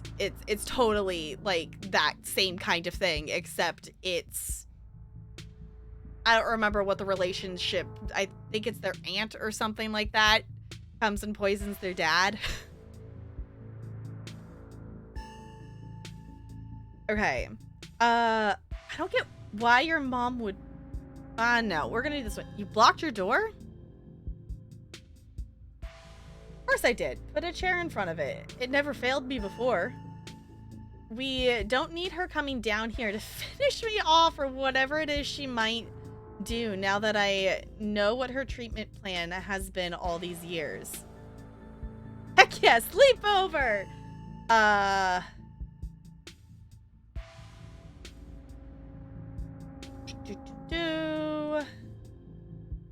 Don't think you're actually acting rationally? I mean, I think he's okay for the moment. They're holding me hostage, semi-prisoner. No. Good. That gives us time to figure out a game plan. Exactly. I think we should treat her like a legitimate threat. I have these weird memories. I always assumed they were dreams or hallucinations because they didn't fit the way I thought of her, but I think she's used why can't I words that word? Tranquilizers on me. Other times that I've gotten too unruly for her. I don't know how much of these memories I can trust, but I'm starting to think I should believe my instincts when it comes to the lengths she's willing to go to keep me under her control. I don't know if you'd be safe either. I'd never forgive myself if she did something to you because I wasn't careful enough. We'll wait until she's asleep. Then we can at least get out of the basement and we can figure out what to do from there. Interesting. Yeah, so whatever she's been given him is making it so, like, you know, obviously eating has been a thing that's been difficult. And she was very, very clear at dinner at the fact that she preps all his food and everything. So, oh boy. Okay.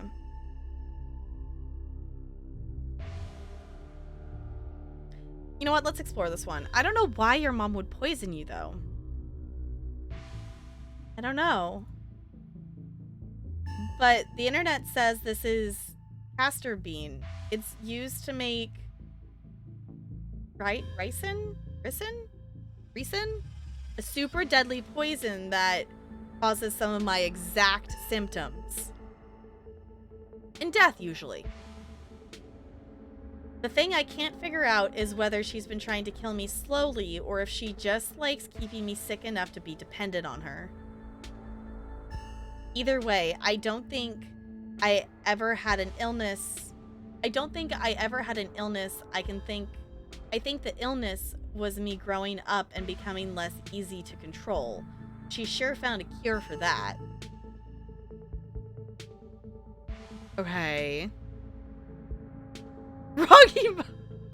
I mean. Okay.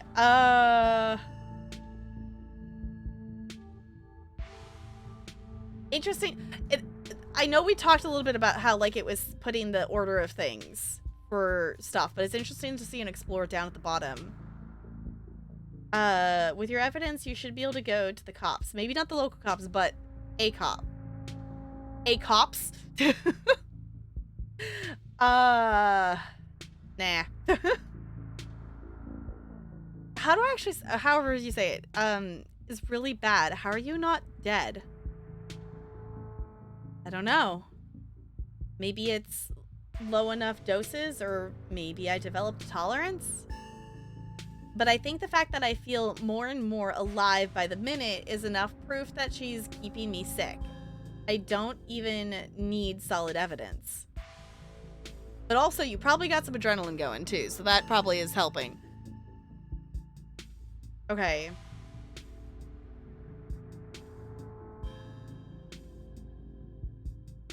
Okay, we need to get you out of here. Who knows what she'll do when she finds out what you know? Where would we go? The only person I know who has a car is Kanika, and she's not answering her phone. I don't know anyone else. I don't have any other family to go to. I never even finished high school. When I get out of this house, I don't know how I can make sure I don't wind up right back down here. Yeah, so apparently this mother decided a unruly teenager to control them, she would poison them, because that's a logical choice. You know, if you take a urine test and find drugs, it's not solid evidence, it's liquid. Yeah, yes, technically correct, NLA. The best kind of correct. Okay, you can stay with me if you want, at least until you get on your feet.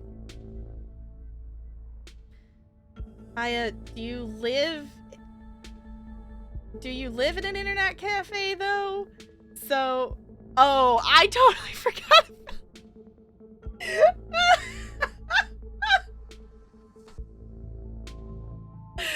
I forgot about that. I forgot that is what we told Stella.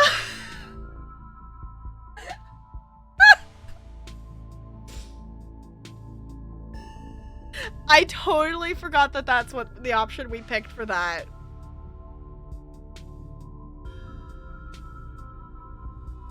See? Consequences of our tiny choices in episode 1 are coming back. I don't even remember what the other options were. I don't remember what the other options were for living conditions.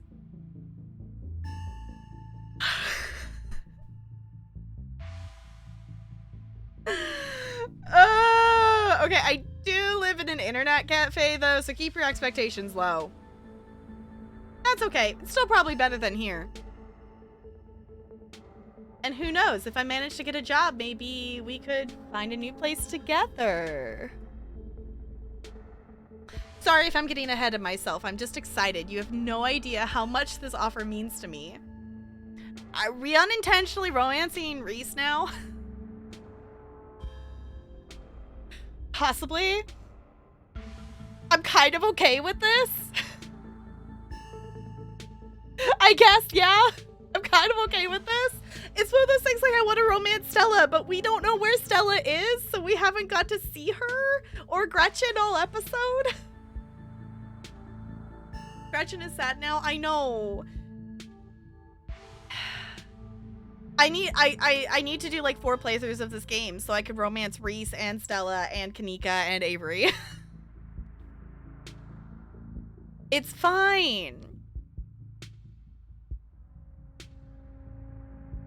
I mean, there was opportunities to flirt, and it's not like we're in a committed relationship right now. So, what about Oscar, Dr. Kelly, and Wayne? I haven't felt drawn to romance on any of them. I was gonna say, also, Dr. Kelly is Jessica's. I don't know, Jessica. Are you sure you want to be romancing someone who's poisoning their kid?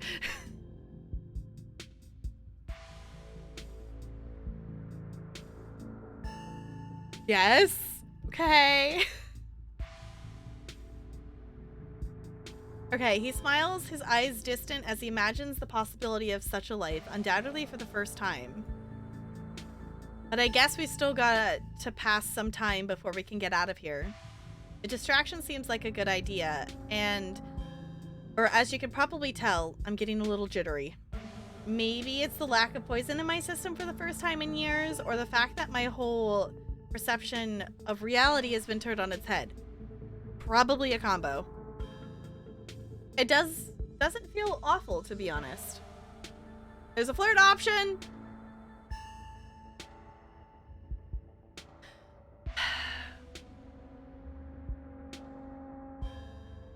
There's another flirt option.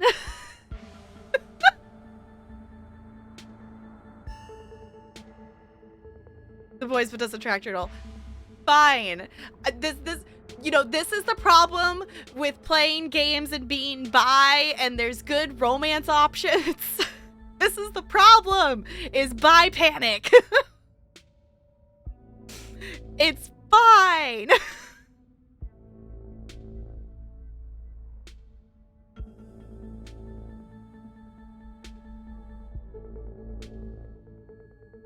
Yeah, you have more problems with me. Yes, this is the problem.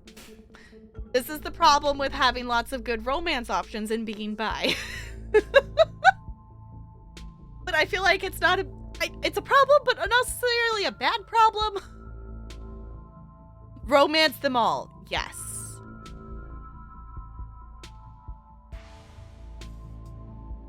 Get Stella and Tab. No, Stella deserves better. Stella deserves way better. Because it just, we can still flirt with Stella and go with Stella later. Like, it's not like we're committing. We're probably committing too much, aren't we? We're not in an official relationship. But him drawing me might be the line of, like, we're committed.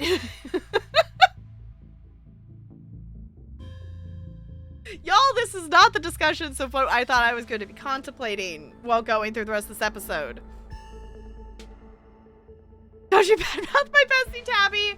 Okay, you have to keep in mind that Tabby hasn't been nice to me, and I have seen the nice side of Tabby through Jessica's playthrough a bit of stuff, but I have not seen any of Tabby being nice or sweet or anything on my end for my playthrough, so... I have avoided Tabby in this playthrough a lot. So, also, on that note, do follow Jessica. Do the thing. Do the thing. Don't really your French girls, exactly. Yeah, that's true. It's like, in perspective from my playthrough, we've been very distant with Tabby. Okay. What if your mom doesn't fall asleep? She'll fall asleep eventually. I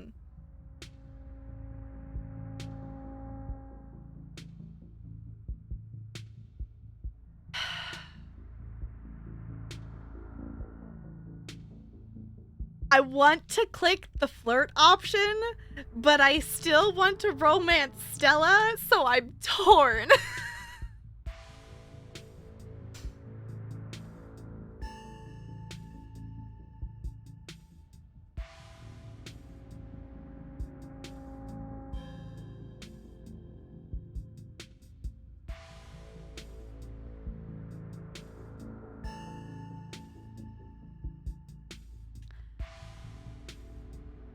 Fine.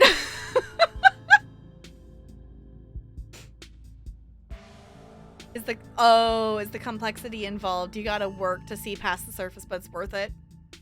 Okay, that's fair. Yeah, like Tabby, I've definitely seen in other save files, other playthrough things of like her opening it up and stuff. Like, okay, I get that. To me, romancing Tabby is the equivalent to romancing Shane in Stardew Valley. If that makes sense. Like, I can understand why people romance Shane in Stardew Valley, but also Shane is an asshole for the first 6 levels of his relationship, like heart levels. So, but that's that kind of similar thing a bit.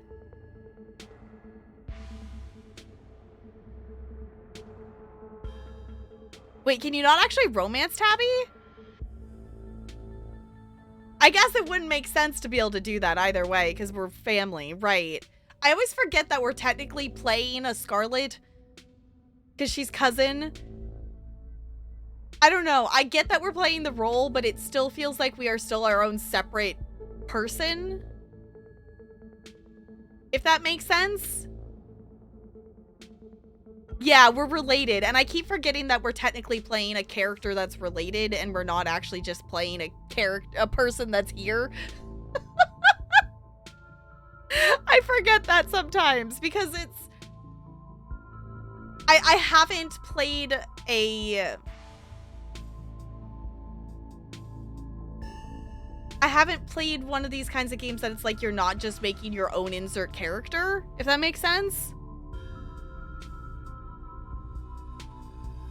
Oh, okay, you can make romance someone... Okay, someone else. Okay. Romance by the devs. Yeah, that's fair. Okay.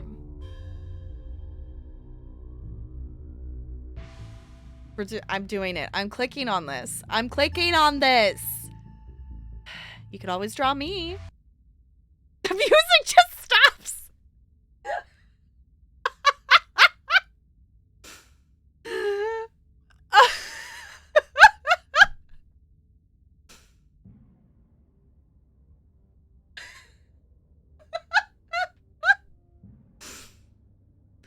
Oh, great. Hi, Plub. You've come in a great moment. It's great. We're romancing people.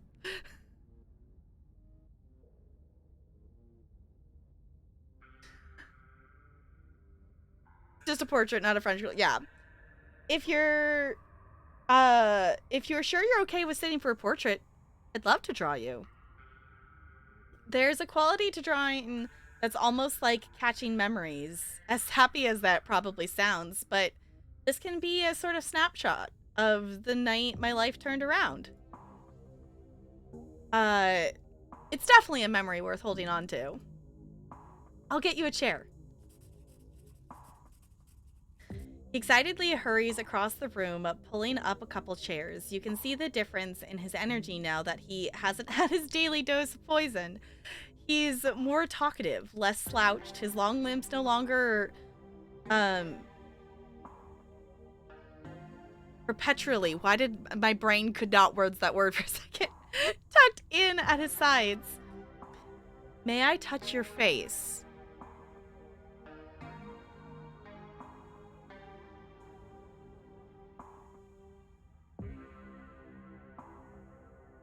Totally missed opportunity.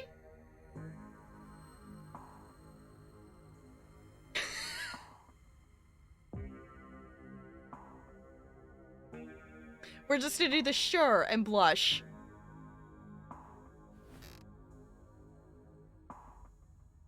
He places a gentle hand on your jaw, tilting your head slightly to the side.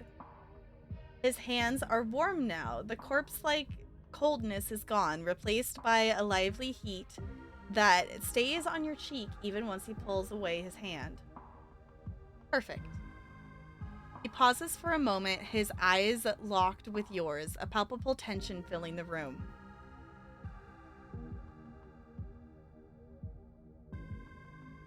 Right. Let him start drawing. Okay.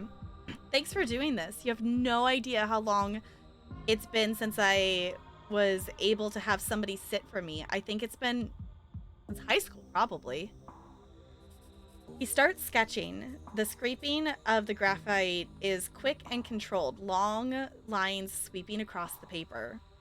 He pauses for a brief moment, glancing away in thought. I'd wanted to draw you since we met yesterday. You have such a striking bone structure. It makes for a truly unique face. I hope I can capture it. He glances up at you every couple of seconds, the pencil still moving as he focuses his intense gaze on you. This is so much easier than usual. Sometimes getting the basic forms down can feel like pushing through mud, but this is like breathing. It's just flowing out. He continues scratching out your portrait, the sound of pencil on paper louder and bolder as his strokes gain confidence. I just can't believe I let this go on for so long, that I never questioned her.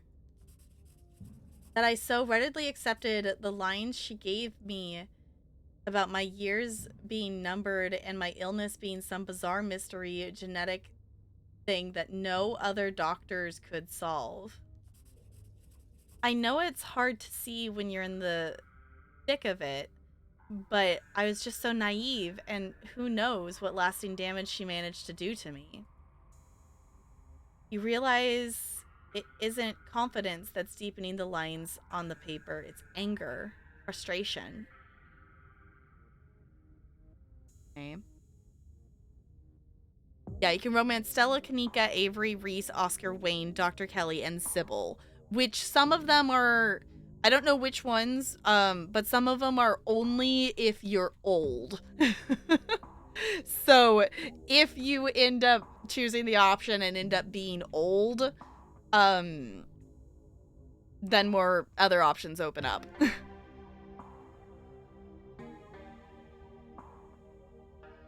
Okay,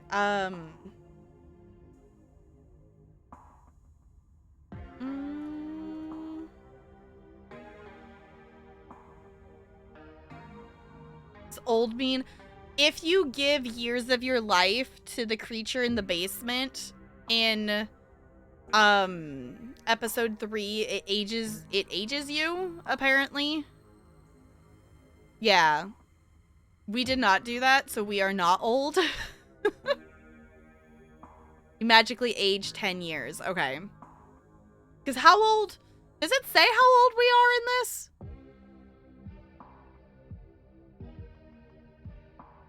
Do we actually have an age of how old we actually... No? Okay. In our 20s? I was like, I kind of just estimated that we're in our 20s-ish.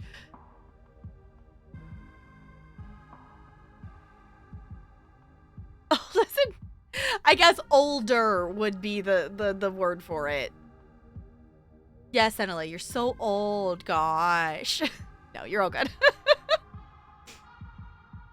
Because it's one of those...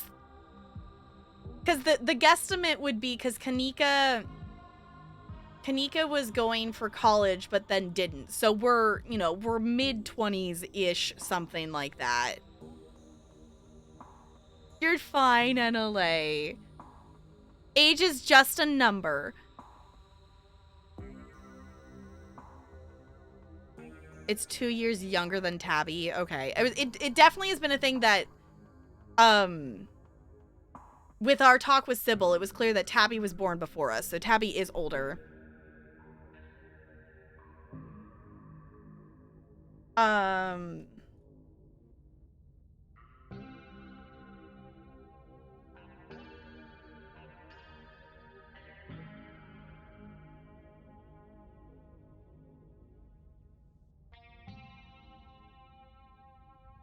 Okay. I feel this. You don't have to focus on what could have been. You have a new future ahead of you.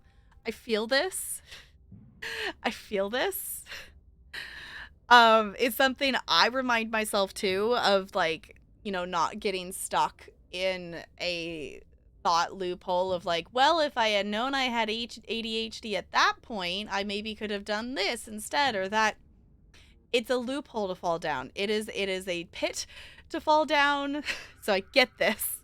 I get this. We're gonna click on this one. You don't have to focus on what could have been. You have a new future ahead of you. I don't know that for sure, though. And I'm not sure I'm out of danger yet, either. I'm still down here. The pencil snaps. Oh no, I'm sorry. I must be acting strange. I feel strange. Do my nails look longer to you? There's a knock on the window.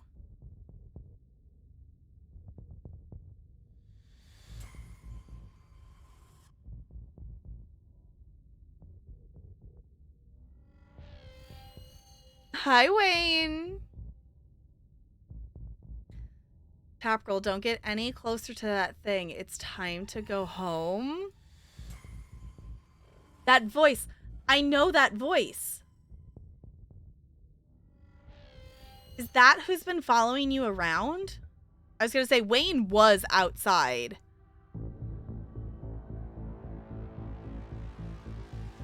Without another word, Wayne starts pounding on the window. Good luck, freak. That glass is shatterproof.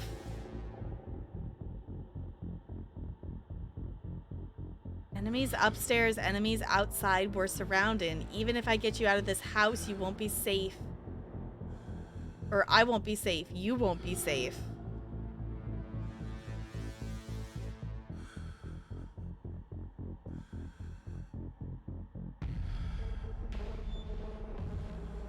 Yeah, for school production. Yeah, same room, just different grades. Yeah.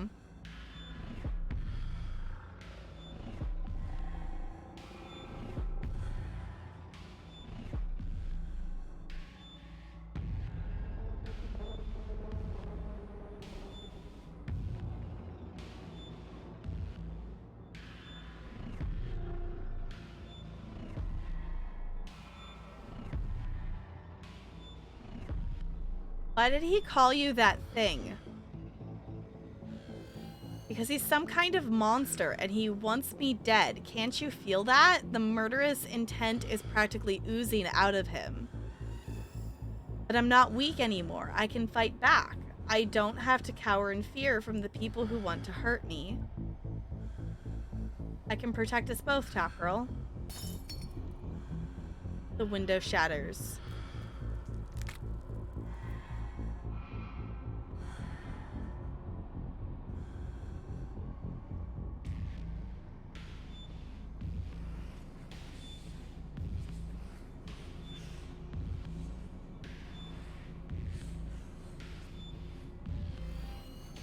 This is great moment to be like, hey, remember this is a horror game. As Reese tears at his clothes, paint bubbles out from the canvases, his ghoulish figures peeling themselves out of their two-dimensional worlds, invading yours, crawling up the walls. Why does Reese have a tail?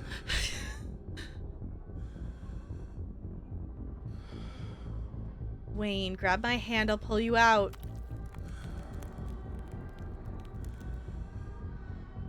Leave us alone.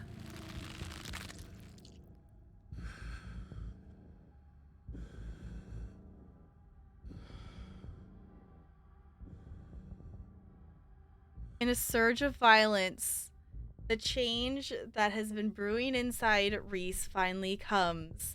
As it manifests, the broken basement window is sealed off, and Wayne along with it.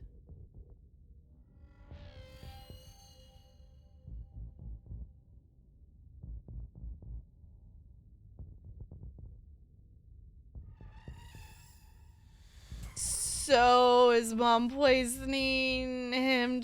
Was that to keep him in not in human form?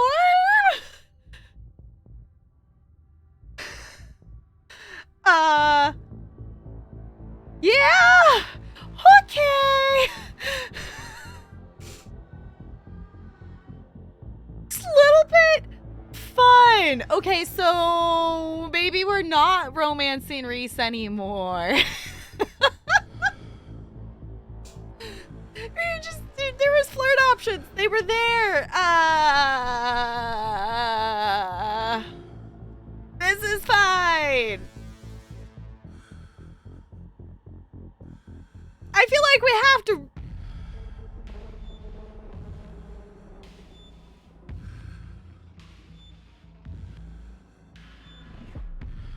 I feel like we have to run, right?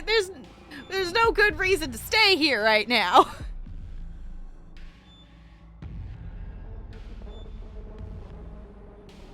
Because you know... Okay, fair. We gotta run for the stairs. Run for the stairs. You've seen enough to know you need to leave. You've run up the stairs. Oh, it was also... He did block it, so we're gonna have to move the chair. Yeah, the door is blocked by a chair. Oh! Oh! Hi! That is blocked by something else, too.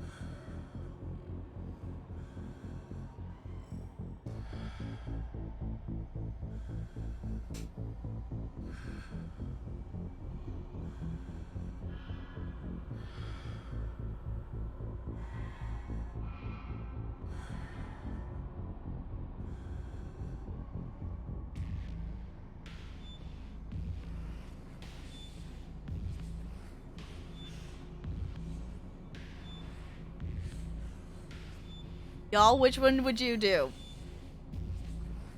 1 for tear through them, 2 for run back down the stairs.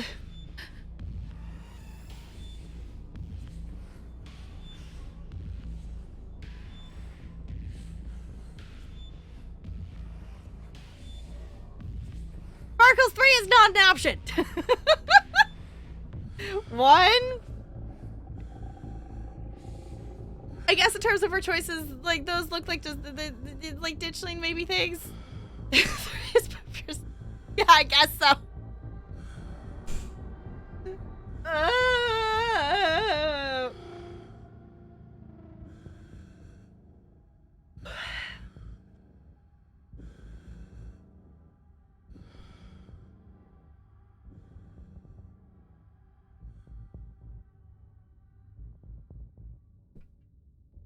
Try and tear through them. You toss the chair out of the way and do your best to tear through the substance covering the door. It reforms and regenerates too quickly for you to claw your way through. You okay? Do you enjoy your boyfriend's true form? Not as much.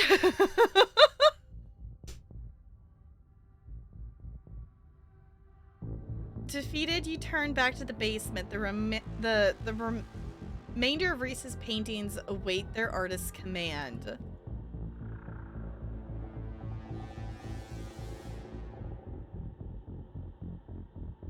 Oh, it's Reese saying that. Okay, it threw me off for a second. It says it's Reese, but that's Wayne's text.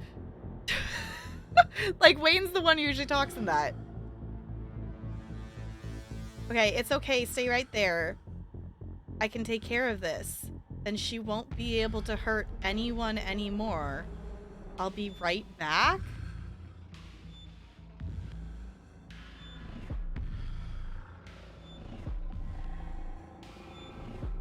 Silent reading in shock.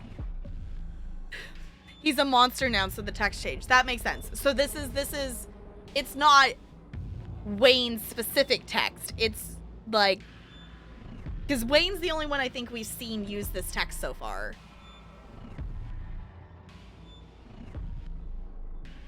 And even that, I don't think... I need to go back and look at it. I don't think Wayne had this text originally. I think this was something that was changed, because I don't think Wayne had this text when I played the earlier episodes. Like, at some point it changed. I don't remember which episode it changed in, though. Not Wayne specific. Okay.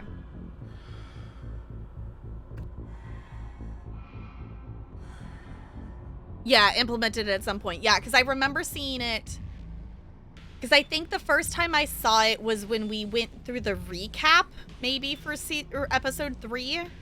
Because when it was Wayne just standing next to the crates at the mines or something like that, that was when the text was different, is what I'm remembering. All right, Reese storms up the stairs, leaving you with his smears. Call Tabitha for help? No!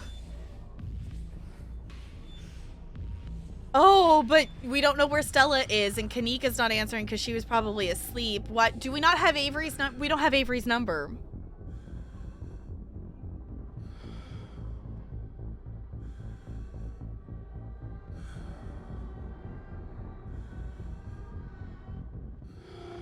Y'all, do we call Tabby?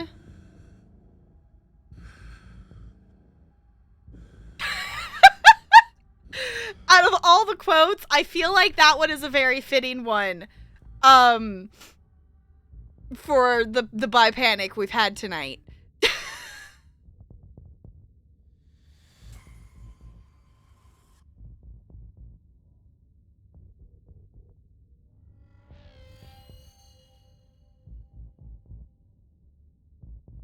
I know, Jessica, that's why I'm like, everything has consequences. We've been seeing that, like seeing stuff from episode 1 coming up now.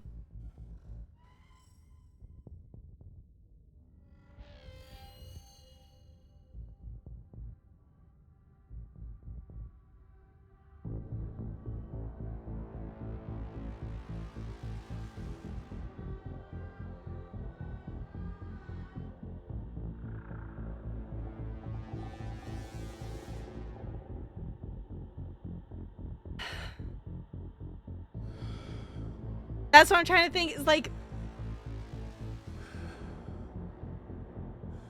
I'm torn between that because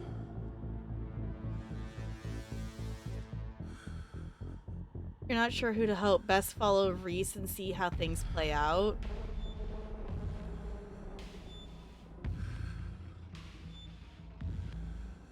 I'm really torn. Or the doc would. I know. I'm like, good thing we're not. This isn't Until Dawn. We don't have to panic, make choices. Yeah, but Tabitha, like, pretty much threatened to murder us today. So I'm kind of like, as much as, like, the doctor's been an asshole, like, I understand now why she was doing that, if that was keeping him in human form.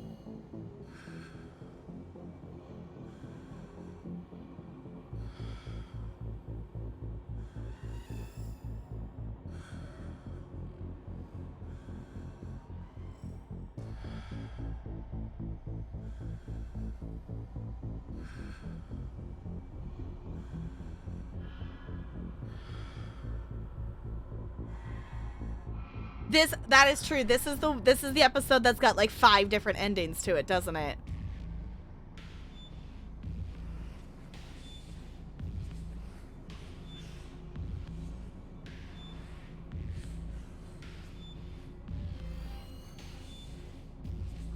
I would say, as much as I think it makes more sense to maybe call for Tabitha to help to have someone else outside of this, we do technically have Wayne still outside. Wayne knows we're here.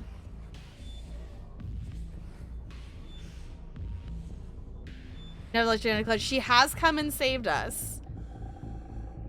But, like, based on our interactions with Tabby today, in the moment, well, here, in the moment here, we can try to warn Dr. Kelly. Because we're here now. The immediate thing we could do is try to save Dr. Kelly, because we're the one that's in the house. Because the reason I would call Tabby right now would be to get someone else here, but Wayne knows we're here. And as much as I don't really necessarily trust Wayne, Wayne got us out of the basement in episode 3. Wayne got us out. So there is that. As creepy as Wayne is, Wayne has been helping us.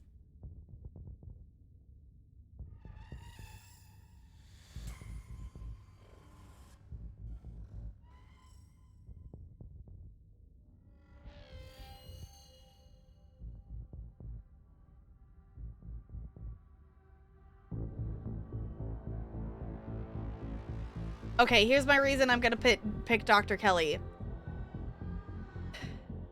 We're here now. We can try to warn her.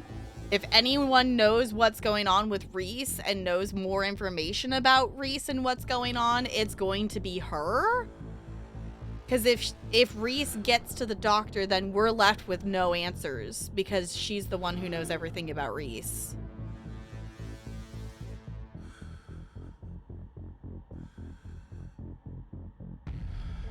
Yeah, these are explore options, but we've been cut off multiple times tonight with stuff, so I'm like, we've been cut off enough times of not getting to do all the explore options.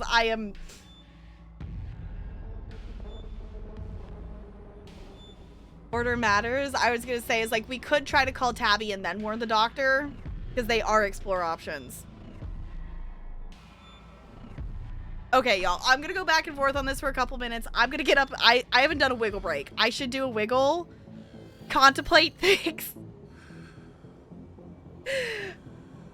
Hold on. Can okay, that doesn't shush anything. So, y'all, I'm sorry I'm leaving you with creepy music. Sorry, I'm leaving you with creepy music, but I'm gonna be back. I'm gonna wiggle. I'm gonna contemplate. Okay? Okay.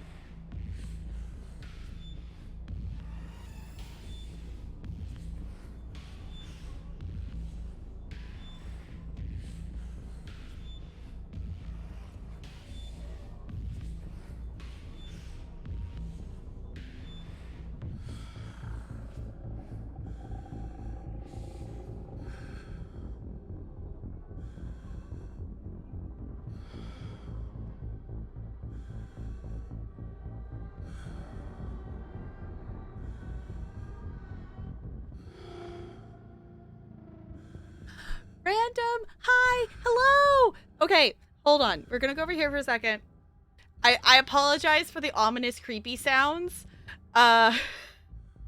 We are definitely in spoiler area for episode 4 of Scarlet Hollow. Like major spoiler things. So, if you don't want any spoilers for Scarlet Hollow, is amazing visual novel story thing that there's some things happening, which is why the creepy music is happening.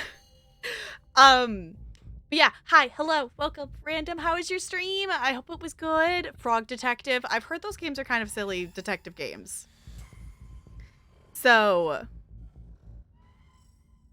yeah, hello, hi. Let me do a little quick intro here. We're breathing. Also, I'm also just really excited because other things happening. I'll get to that in a second.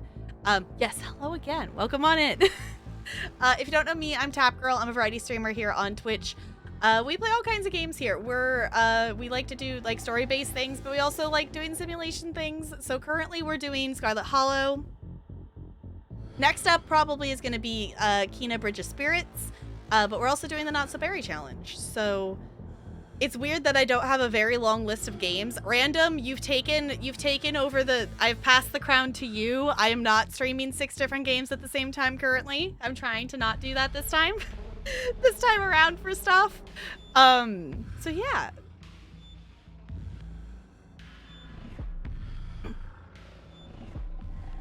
Silly, and I voiced all the characters. My throat will be sore tomorrow. Oh goodness. Like 10, okay. Like I think over the summer I had 6, and we completed Horizon Forbidden West. Elden Ring's kind of just turned into a we'll get back to it later. We finished Arceus. DBD was another one, so we just kind of been playing DBD. I'm not letting myself start a bazillion story games at the same time again. So, but in other words, I just got to push the power button on my brand new PC because Talarian is finishing putting the parts into it. So there's another thing I was gonna go do with that real quick. So I also didn't get a chance to find a snack yet. So I wanted to pop back in here and say hi, hello. If y'all don't follow Random, do the thing. Also check out Random on YouTube. Plump, Talarian actually got Fortnite working on this computer again. He magically fixed it of stuff and upgraded and did something and it now works. But yes, more Fortnite for sure. Y'all, I pushed the power button and it's so pretty and there's rainbow colors and things. And yeah, so I should breathe. And also I didn't find my snack. So yes. Frog Detector, Wind Waker, Pokemon, Stardew, Fire Emblem, soon to be Metroid, and Kirby. Oh my gosh. So many things. So I'm sorry to leave you all with the ominous music. Unfortunately, without me like closing out the game, it doesn't like stop. So I'm gonna breathe. I'm just excited little noodle. I'll be right back. Go follow Random. Go do the thing.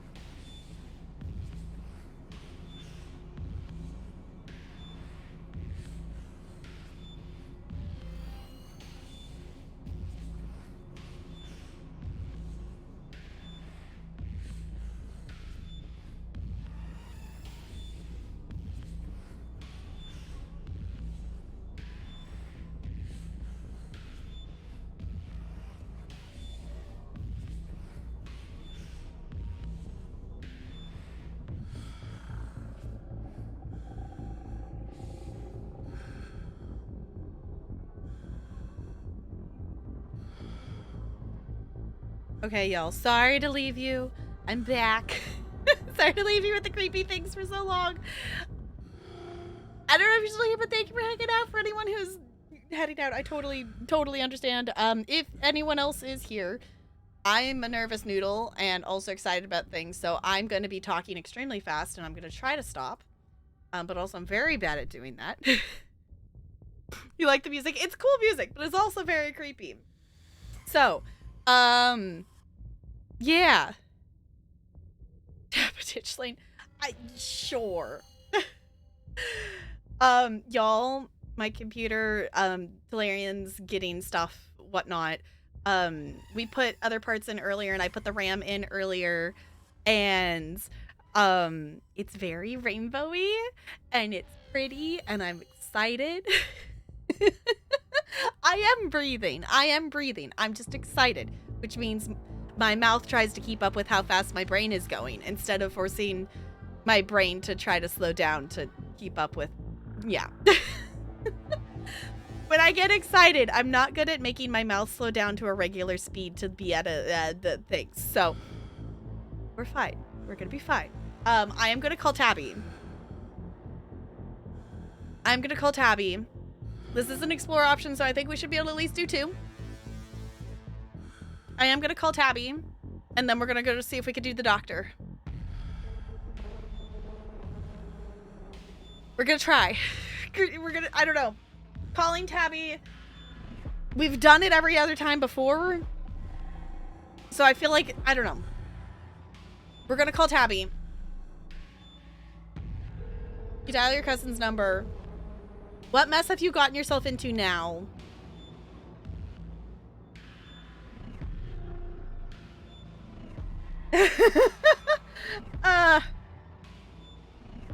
Clinic! Emergency! Scary!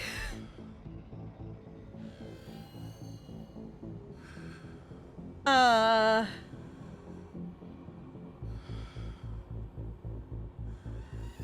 don't think Tabby's gonna buy that one.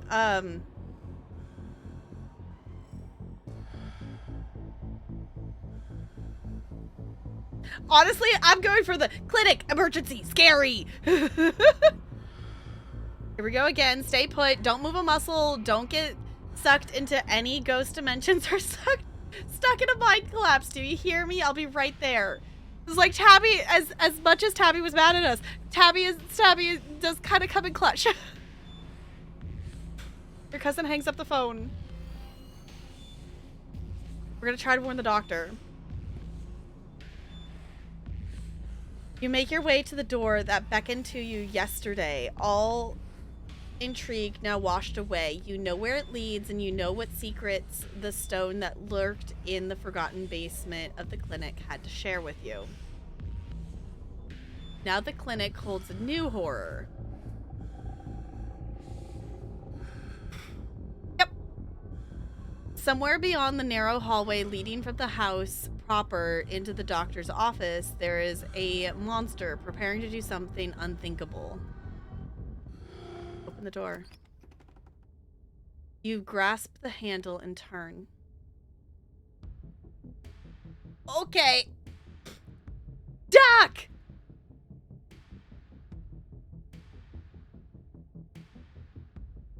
Don't tell me what to do. Doc! You do as she says, ducking out of the way. She shoots. The gun isn't very loud. There's only a pop as the projectile leaves the barrel, whizzing through the air. I was gonna say, I bet you it's a tranquilizer. I was gonna say, Reese was saying that he remembered some things of that. Hold on. I was remembering to put my gloves back on, and that's the wrong glove. Okay, this is fine. This is fine.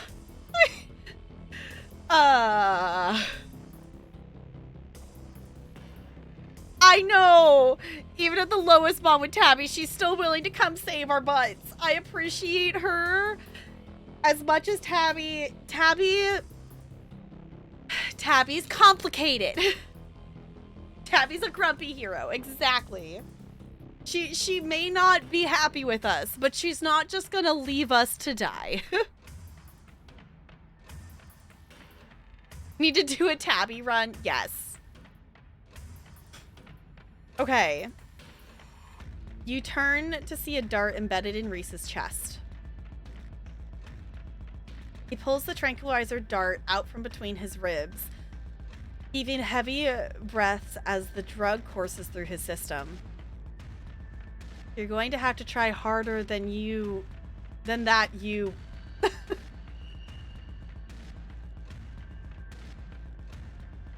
No. How did you... There's Wayne! As if you could hope to stop me, you pathetic waste of flesh. Before Wayne takes another step down the stairs, paint flows out the cracks in the wood. Reese's panic, pulling in a mob of furious smears to hold his enemies in place. As creepy as Wayne is also best friend and comes and saves us too. Wayne is still creepy as fuck, but Wayne has come and saved our butt. Like, he's the reason we made it out of the basement at the end of episode 3. So, like, Wayne still be creepy, and it's weird that he's just following us. But, like, Wayne is also helping. Okay, I read that one. Okay. The artist starts away, but the smears continue their work in his absence. Dr. Kelly makes her escape down the hallway, and Wayne is overcome, glued in place at the top of the stairs by sniffling globs of paint.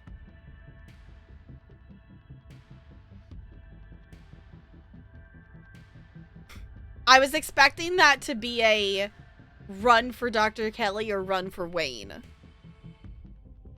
option. So we get on our good list.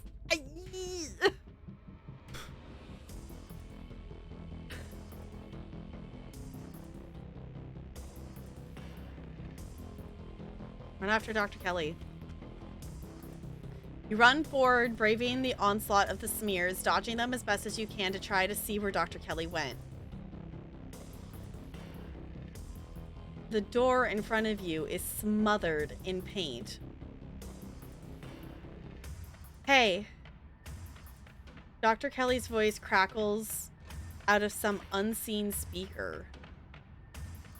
You, Tap Girl. I'm stuck in the safe room. I can't help you from here, but you can help the both of us.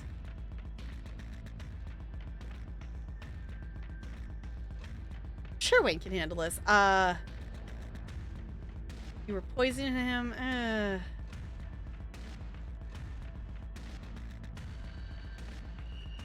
You survived? What is... I don't know.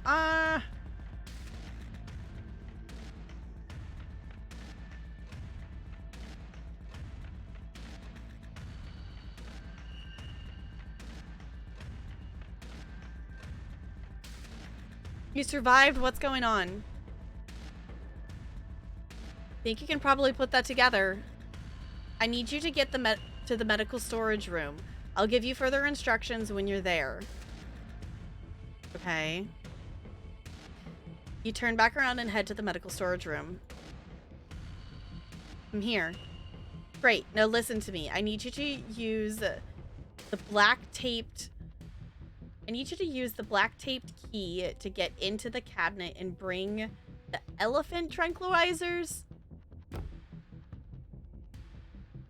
It's a bottle labeled carfentanil. Bear tranquilizers clearly aren't going to cut it anymore. Hey, Reese. An intercom system, huh, Doc? Good. You should hear this. Tap Girl, you don't have to do anything she says. I'm not gonna hurt anybody else. Just her. If I don't, you and I both know she's going to shoot me full of Elephant tranquilizers? Did you hear that? Did I hear that right? And shove me back down in that basement, or maybe someplace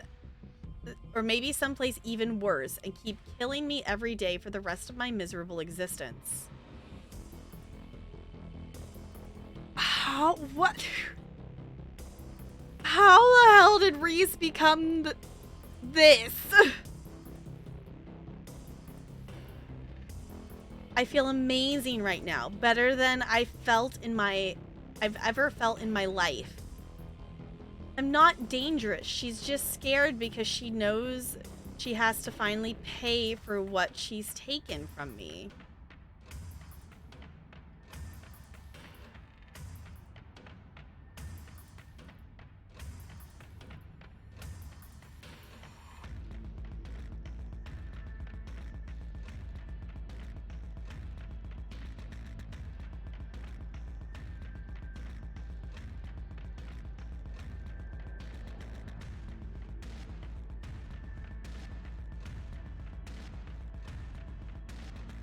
Jessica, I understand why there's possibly, if you don't make a certain choice in this episode, you lose out on your romance option.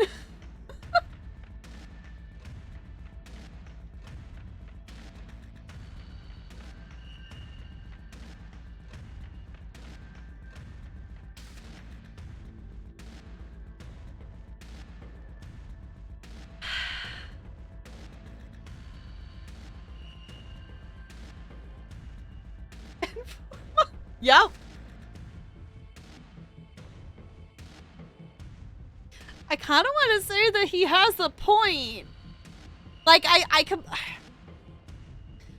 understand why the doctor was doing that if that's what's keeping him in human shape. But also, like, Reese still has a point, though. Yeah, I was gonna say, I don't want Reese to murder her, though.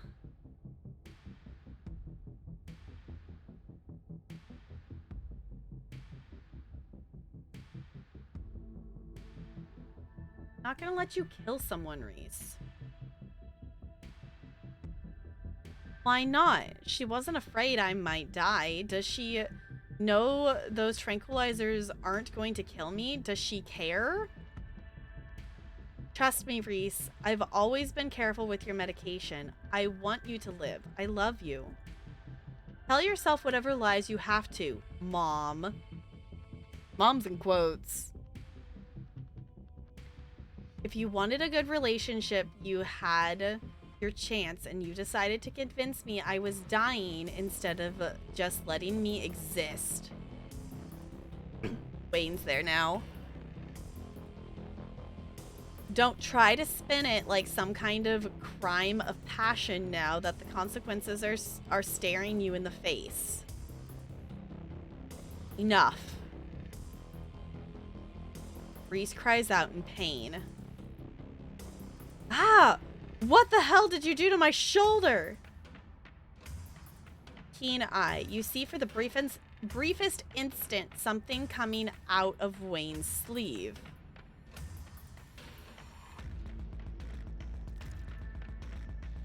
Just a flash of pale yellow, then it's gone, slithering back into Wayne's clothes. I'll handle it. Try to get somewhere safe until then. The two stagger off down the hallway. Quick, grab the tranquilizers and head to the safe room. Oh, we don't have to grab them.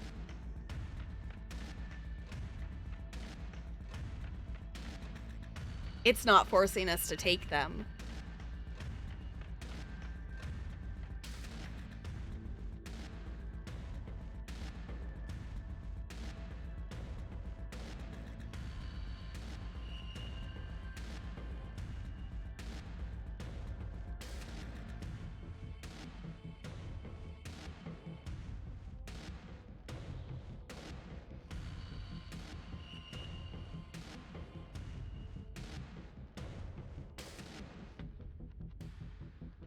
Grab the tranquilizers.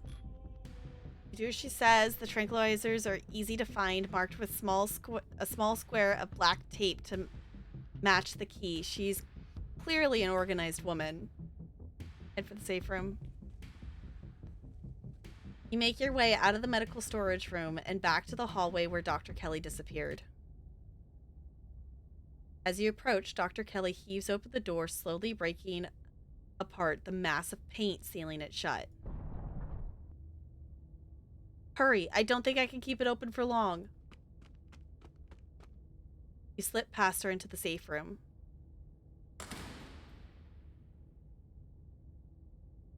She shuts the door quickly, though one of the little smears manages to slip past her. She stomps on it. Paint viscera splatters across the cement floor.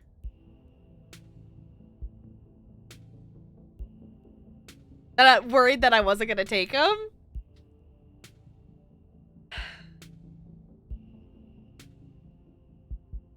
Okay. It sounds like Reese and your friend are still fighting. We probably have a few minutes before he gets here. Look how cool she is, yeah. I can get it. I can get it now that we're unveiling some more of backstory here. While we're at it, any other secrets you're keeping? Maybe. If we both survive, I might decide to share a few more if you don't go tattling to anybody.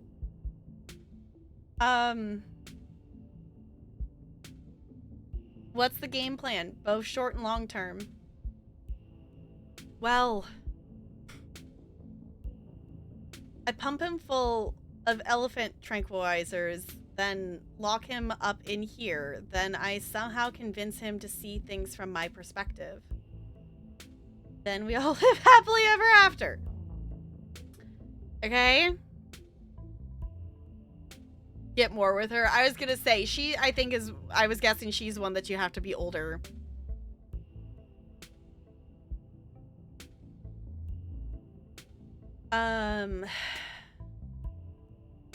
Just kill him. Oh my gosh. I see no flaws with this plan.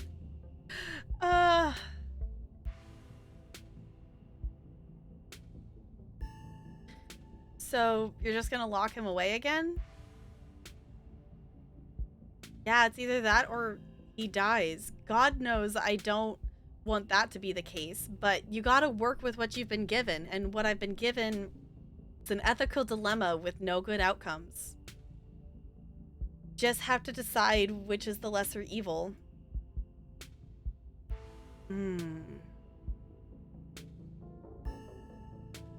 She's the only one? Okay.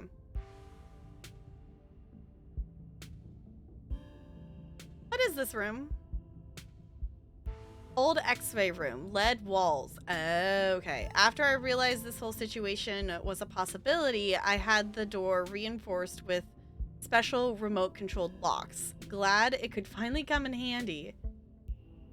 Let's talk Reese. Yeah, I bet you have some questions. Yeah. Go ahead. I have nothing left to hide.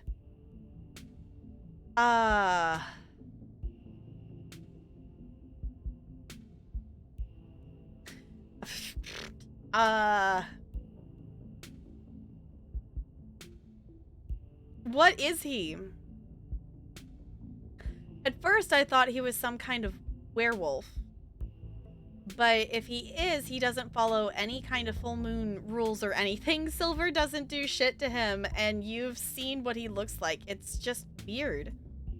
I almost wish I could examine him while he's fully transformed. I'd be fascinated to know what happens to him or how his body does it. But he seems pretty hell-bent on ripping my throat out, so I guess that'll just have to remain a mystery. When did you find out? A little after he hit puberty. He had all the usual changes, then a few extra. Thickened nails, sharp teeth, elfish ears. I figured he might have some kind of genetic disorder. Had him checked out at a few specialists, but there was nothing obviously wrong with him.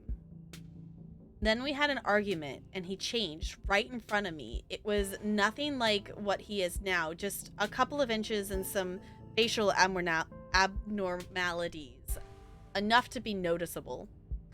I was scared he could see that, and he stopped. I thought it was a one-off, or maybe a hallucination.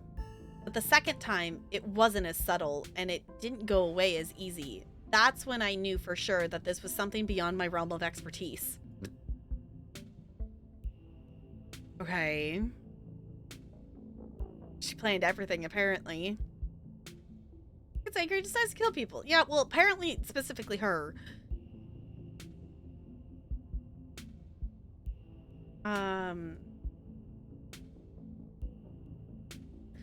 How did he not know what he was? I've been medicating him since he was 12. We've only had 3 instances like this before, maybe 4, depending on what counts. This is the worst by far. He doesn't seem to understand at first that he looks different, and I just make sure to stay on top of his dosages, so he rarely ever does. But I've been preparing for this inevitability. He's an adult now. There's only so much I can do to control him.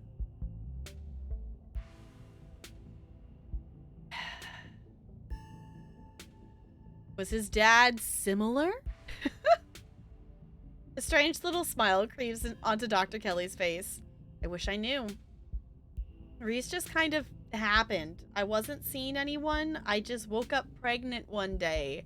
I know how impossible that sounds. I'm a doctor, for Christ's sake.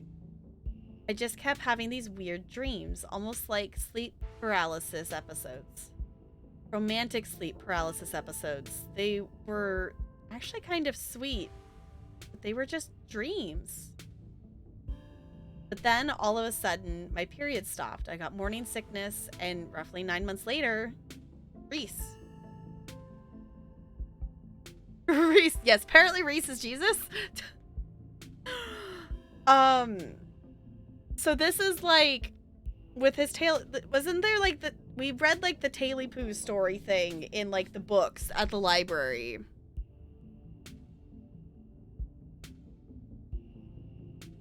Because that was one of, there was multiple different story things we read at the library. It's not the Taily, there was another one though, wasn't there? I guess there was Tommy Knockers, the Taily Poo, and if you have Booksmart. Oh, okay. If you have Booksmart, there's more. That makes 100% sense. Okay. How do you know he's dangerous? Well, he wants to murder me, so that's clue number 1. It's not like he's usually a violent kid. He's mostly just sad. But every now and then we butt heads, and that's usually when this side of him comes out. Imagine if this happens anytime he gets frustrated with anyone. Imagine he gets road rage one day, turns into a 12-foot tall monster with a million teeth, and rips somebody apart in the middle of a major metropolitan area. Yeah, he's dangerous.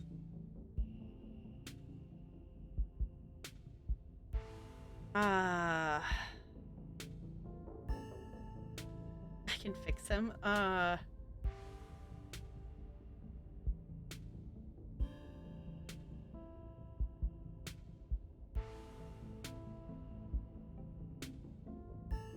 Wampus Cat. That was the other one. Okay, I was gonna say there was a third one we read. That doesn't mean he's dangerous. I mean, you are the biggest threat to him. Don't preach to me. Sure, right now, I'm the focus of his ire, but who's to say he's not just going to find a new target once I'm out of the picture? I know what he's capable of, so it's my job to make sure he doesn't hurt anybody. The relationship between you seems so difficult. Yeah, you could say that.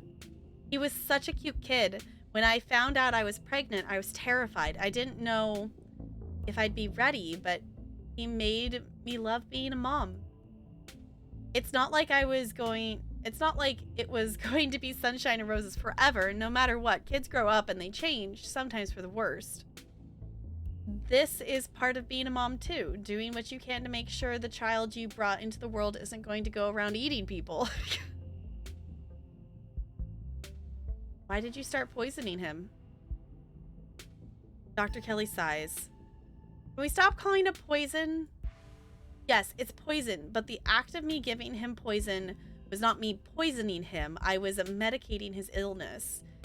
It started when he was around 15. I've been giving him increasingly high doses of Loapen, but his body kept adapting and his symptoms would come back, especially if we ever fought.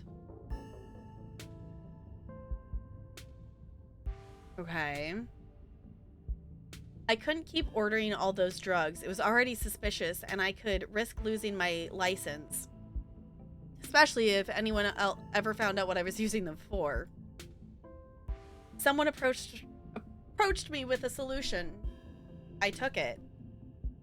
And I've been dealing with the emotional and mental consequences of that decision ever since.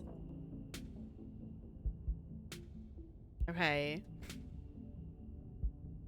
It's a medication used to prevent and treat seizures, panic disorders, anxiety, and the movement.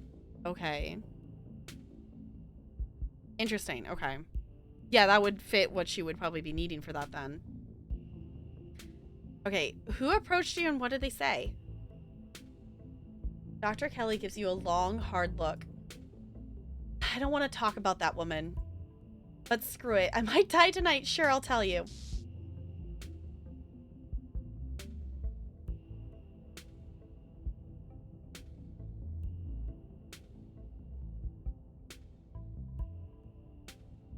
What just happened? That's all I have to say about that? Yes, that's supposed to happen.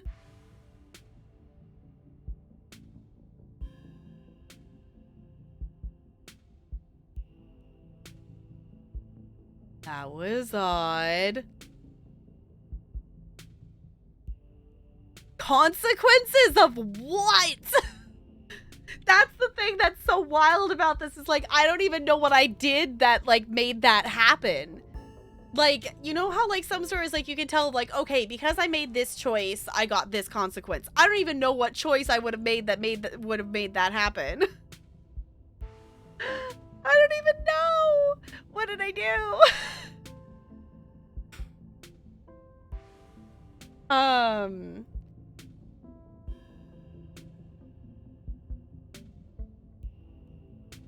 they changed to another one and it was fine. Huh, okay.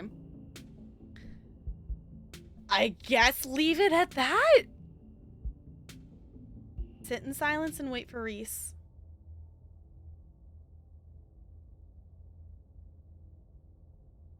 Now I want to know, what choice did I make that led that to that? Was it something I said to her in episode 3? Okay.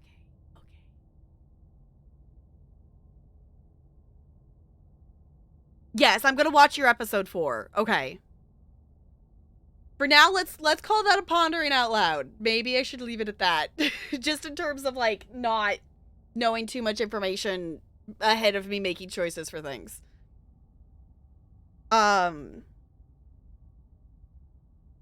Okay. You and Dr. Kelly sit in silence and wait for her son to make his way to you.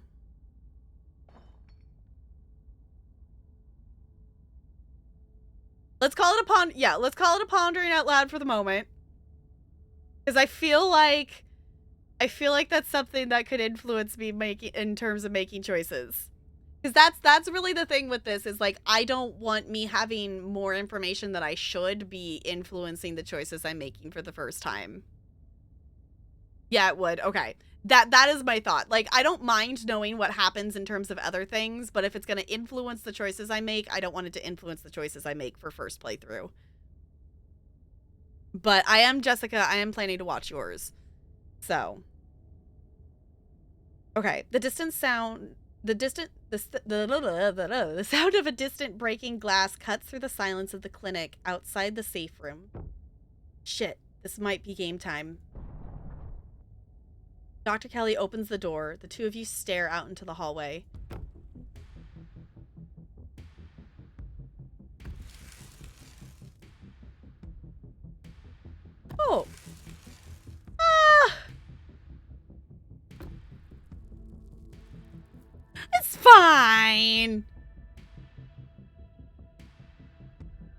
Is this what you were so afraid of?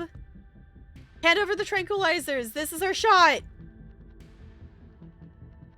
The fact that you still even have the choice. You have the choice to bring him with you, and you still even have the choice to give him to her.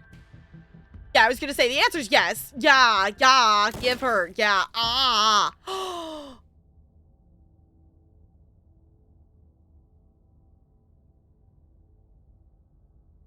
Tabby! I guess that's the consequence of calling Tabby. That's the consequence of calling Tabby before going after the doctor.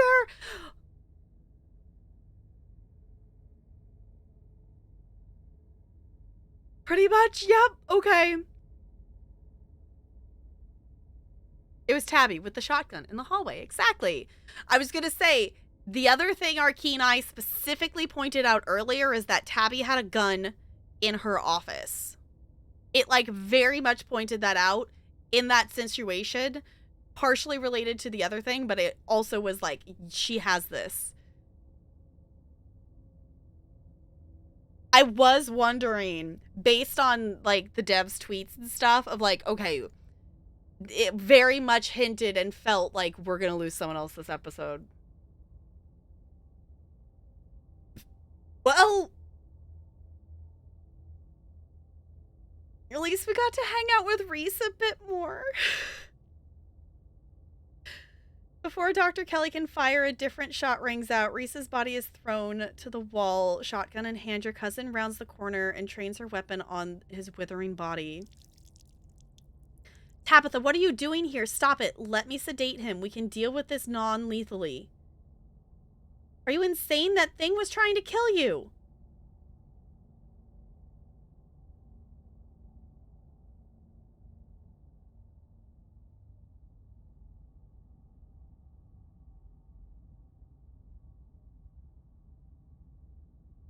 Because obviously Tabby doesn't know it's Reese. Like, obviously she doesn't know that.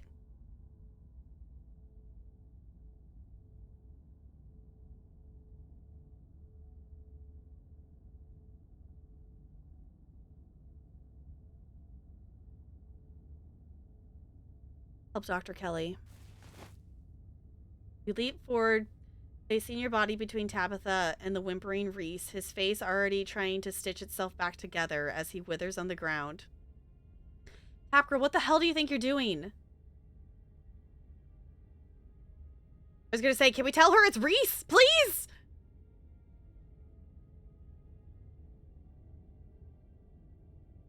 Don't kill him, he's still a person. Person my ass, did you see his face? Both of you, shut up and help me drag him into the safe room, now. You turn to see Dr. Kelly already pulling her son towards the open doorway. Tabitha swings the gun onto her back, huffily jumping in to help Dr. Kelly. It's not long before his regenerating body is sealed away behind the door. Achievement unlocked, keeping the status quo.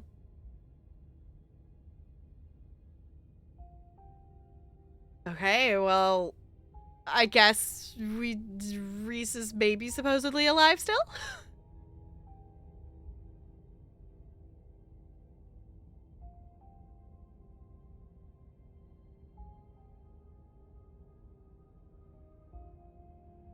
I know, that's the thing, is like, we did the right thing keeping him trapped in a room for the rest of his life.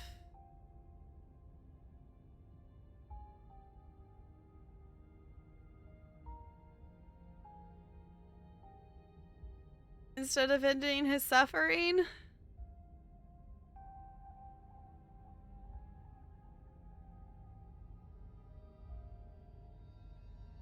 My thought on that is that's not our choice to make. Like, to end it.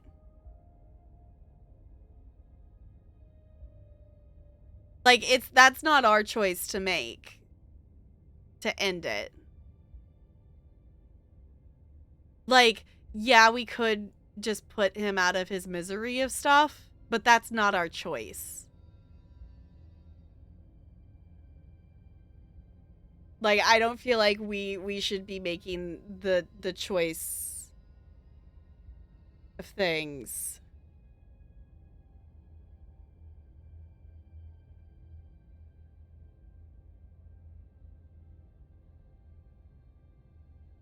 I mean, I guess technically it was going to be Tabby's. Okay, which trait was the one that lets you... Ooh, yes, which trait gets you out of it like Kenai does in the mine? She has the shotgun, yeah. I mean, the thing was that we were telling Tabby to do it, though. Hot? Really? If you're hot, you can talk Reese down. Okay.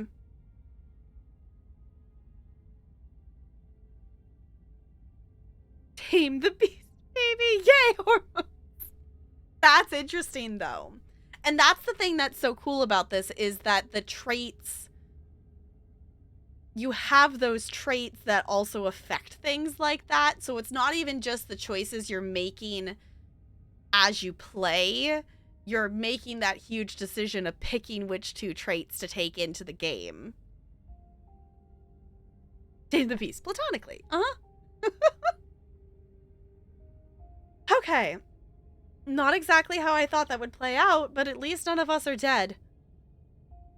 If you've done any permanent damage to him, you're gonna be the one paying for the medical supplies, Miss Scarlet. You aren't seriously going to keep that thing alive, are you? It's clearly dangerous. What makes you think you can keep it locked up?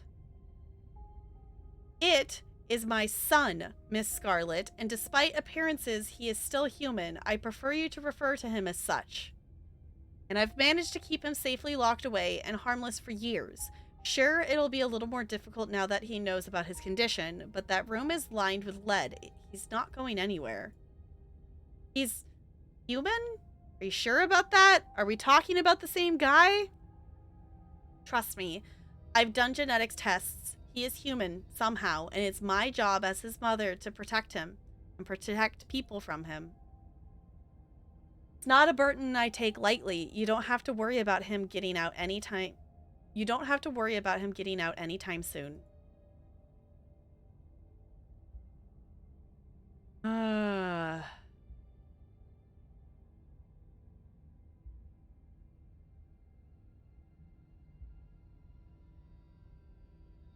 Dr. Kelly bought us time. I'm sure we can figure out what to do about him later. There's no we. He's my son. He's my problem. I'd prefer it if both you forgot what you saw tonight and went about your own business. If I recall from 2 minutes ago, you would have been chomped in half if I hadn't stepped in. I don't think you're capable of dealing with this rationally, Joanne. Are you just going to hope somebody steps in next time too? One of these days, your luck is going to run out. Get out of my house. I don't need some kid to stand here lecturing me all night. I have a lot of cleaning up to do. You and your cousin leave the clinic, Dr. Kelly slamming the shotgun-blasted door behind you. The two of you make your way to the bottom of the hill where Tabitha's car is parked among the sleepy houses of Scarlet Hollow's residential street. She places her gun in the trunk and turns to face you. Where's Stella? I want Stella and Gretchen. That's the other question. Where's Wayne? Did Wayne make it out of that? She was worried for their safety and for her son. Yeah. Spoilers? Okay. Okay. I'm curious. Okay. Okay. You're alone right now. Is Stella still missing? I tried calling her a couple of times, but I keep getting her stupid voicemail. Yeah.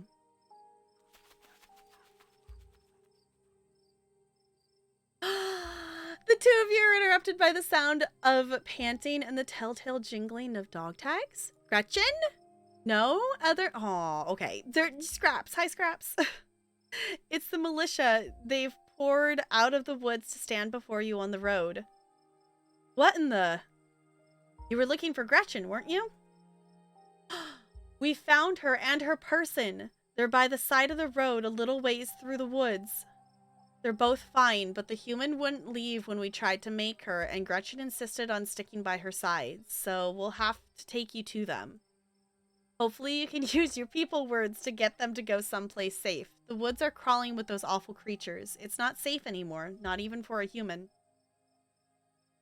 Why do these dogs look so serious? We should get in the car before they eat us. Paw Patrol! Yay! Just play. I know. I have questions and I just need to keep reading to get all the answers, apparently. Okay, They found Stella. Come on, we better follow them. How do you know that? Don't worry about it. I was gonna say, we haven't been hiding this. Didn't you know I can talk to animals and animals can talk to me? Why are you cracking jokes right now? Ugh. I don't know about following a bunch of a bunch of strange dogs into the woods, but if there's a chance you're right. Okay, we'll take a quick detour. Game answers questions. What? Stella! Stella! Gretchen! Okay, you let the dogs lead you into the wilderness, following on their heels as they take you to Stella. Before long, the trees thin and you find yourself on a steep hill by a two-lane road lined on one side by sheer rock. Why do I feel like this is where Stella's parents died?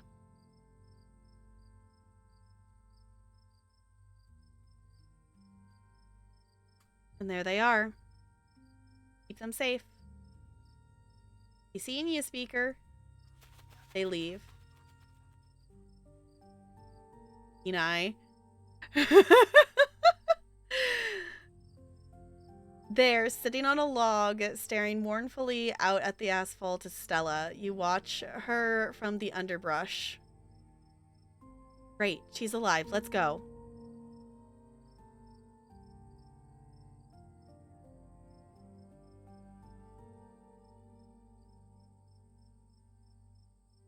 I'm gonna go talk to her.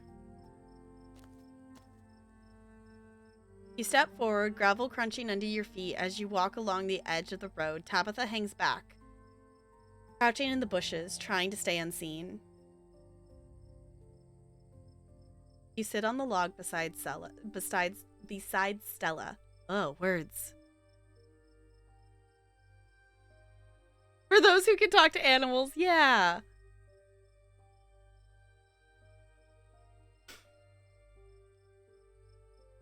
Goodness. Okay. Tap Girl, how did you find me?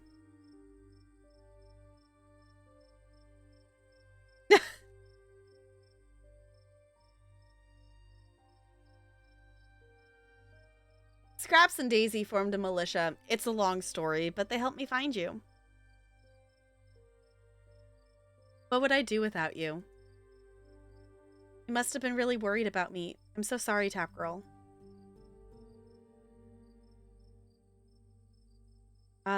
You should probably know what happened with Reese. Okay. I really missed you today. Missed you too. I'm sorry I was gone. I just had to come here. This is where the accident happened. My parents died on this bend of the road. Yep, I was right. Okay. Keen eye. I'm playing this game with keen eye, and maybe I have a keen eye. Is that what we're saying? They were taking me to college. I was lying in the back seat. It had just rained and the sun was finally coming out.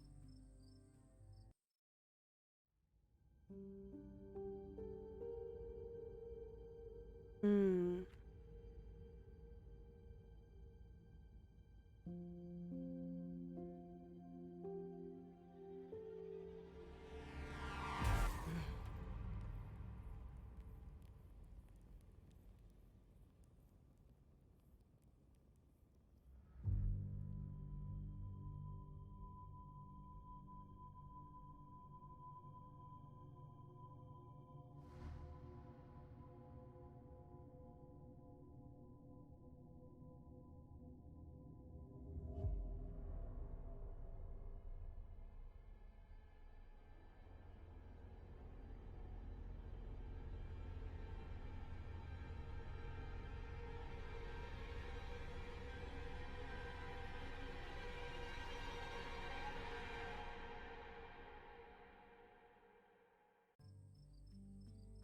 achievement unlocked at the edge of everything.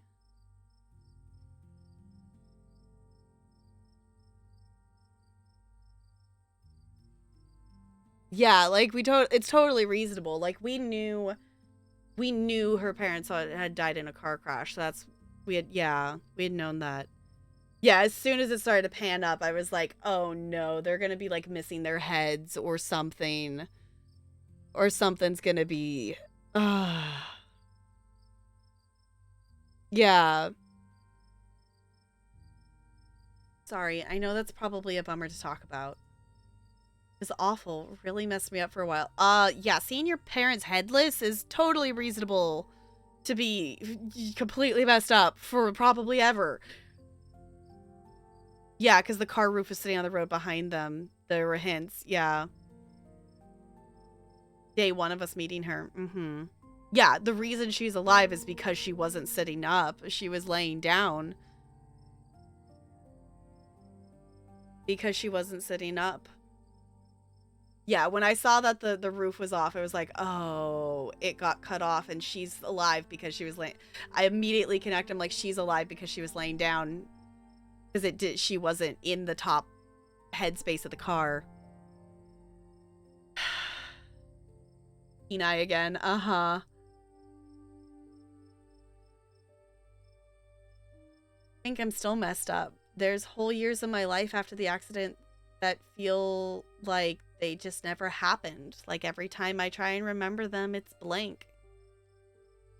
I have all these videos sitting on my channel that I don't even remember filming. It's scary. At least it hasn't been like that for a while, thank God. I've never talked about this stuff before with anyone. Was it a great headspace? Yep.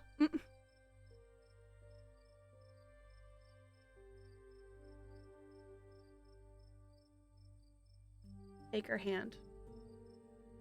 Warm against the cool night air, and the skin of her knuckles is soft. She finally tears her gaze from the road, her sad eyes meeting yours, but the hint of a smile creeps up the corners of her mouth, her dimples beginning to crease. Her hand shifts, her calloused palm fitting into yours, her grip tightening. It's strong and comforting. You can tell she feels held, and so do you. The two of you stare out at the road.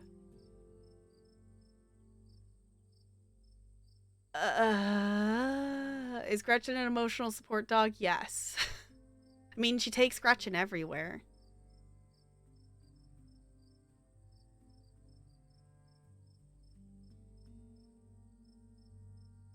Yeah, because she's been stuck. Yeah.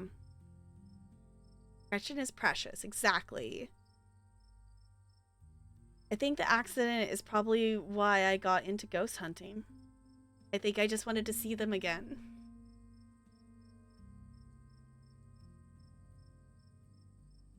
Ow!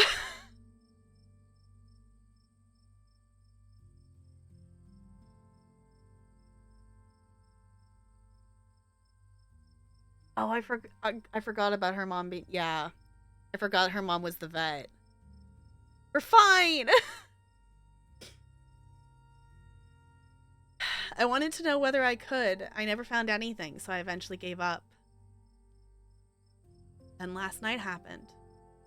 And I ran out here to see if maybe it would happen with them too.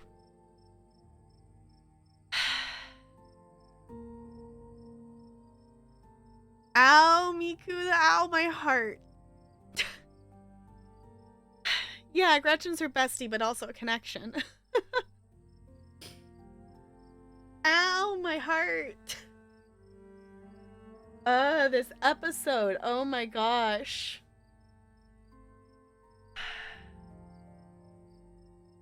Even if it meant seeing the crash again or seeing them all messed up and dead, I just wanted to see them. It's been a whole day. I don't think they're coming. I know, and we still have more.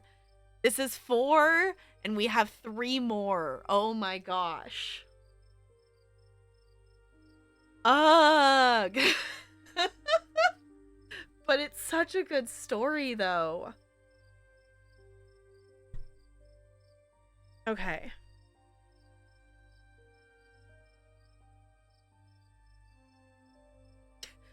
Whatever hell Charlie got trapped in, yeah. We're doing this one. Put an arm around her shoulder. Oh. You carefully place your arm around her shoulders and pull her close to you. You feel her chestnut hair against your cheek. She smells a little sweaty and a little sweet, the faded scent of her shampoo mingling with the natural perfume of her skin.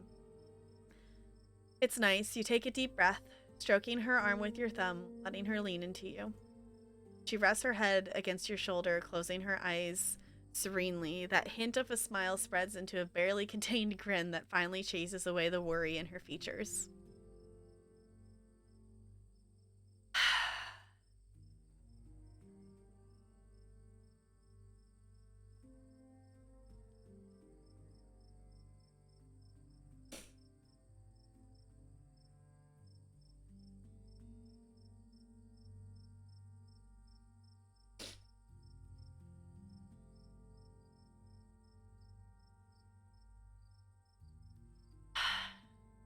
Tabby is hiding in a bush.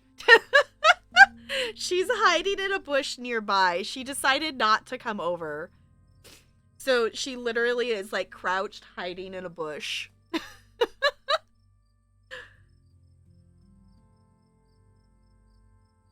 I didn't tell Tabby to talk to her, and Tabby didn't decide to, so I didn't invite Tabby in. I said I was gonna go talk to Stella. Yeah. Yeah, Tabby's still here. Yeah. Ow. Okay.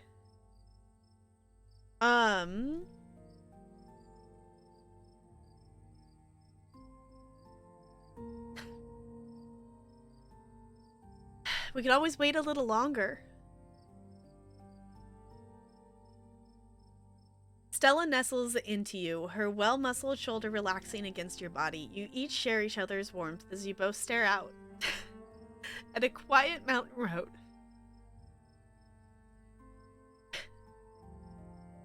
Gretchen pants lazily in Stella's lap. Gretchen, you're too precious. Nothing happens. Nothing continues to happen for a few long minutes. I think I'm ready to throw in the towel. It's not like I would want to see them like that anyway.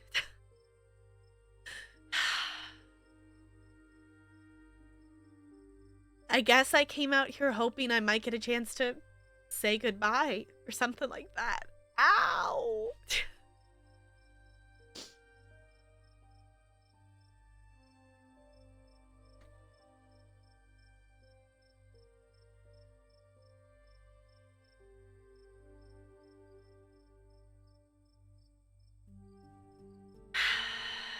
I'll be okay. Just ow.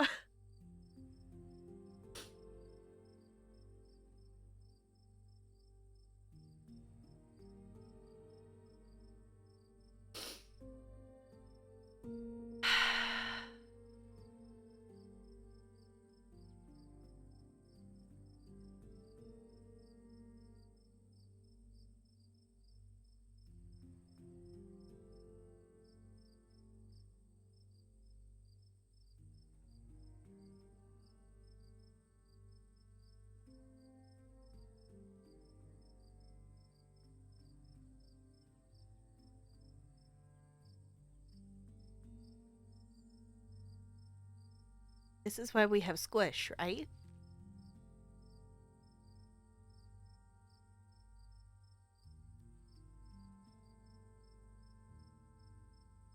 This is why we have squish, right? Yeah?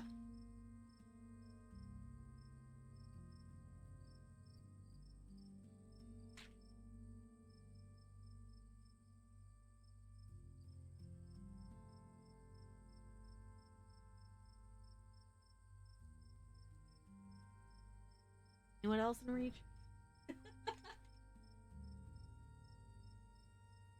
We're just gonna hug an armful of squish.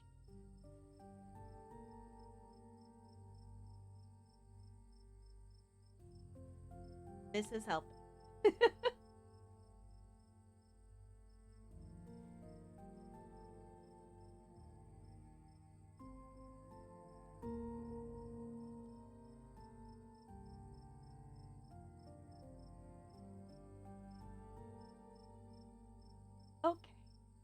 Bella, we love you. But also, ow. But also, ow.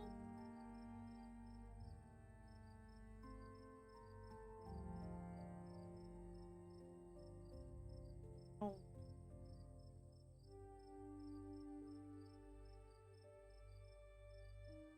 We're fine. We're totally fine. This is trauma bonding. Uh-huh.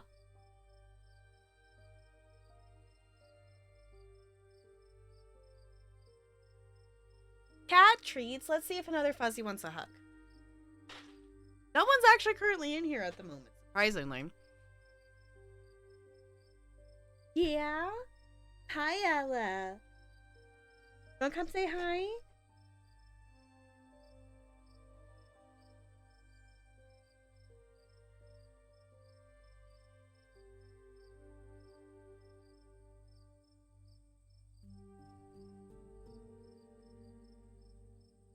Well, guess what?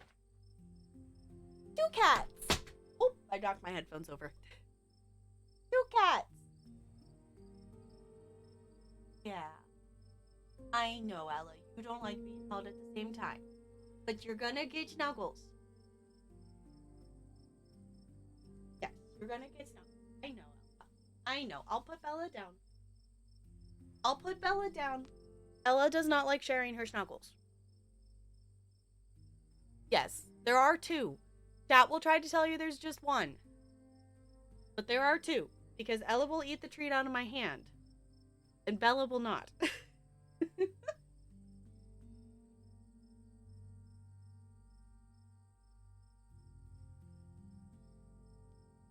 No, there are 2 cats. Believe it or not, there are 2. Hold on. I'm your headphones. Yes, that is Ella and Bella. You have not seen the kitties.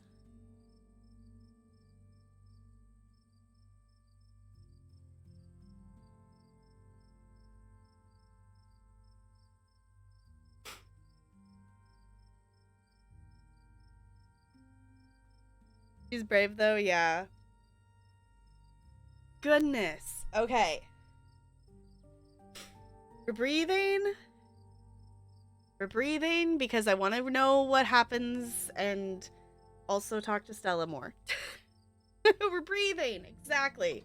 We're also drinking cider. Then I'm trying to remember that it's there. It's also getting warm. It's fine. Yeah, she said, I guess we didn't confirm. She did say something that she hadn't told anyone else before. That it was the first time talking about it. So, yeah. The answer is yes, no one else. Goodness. Okay.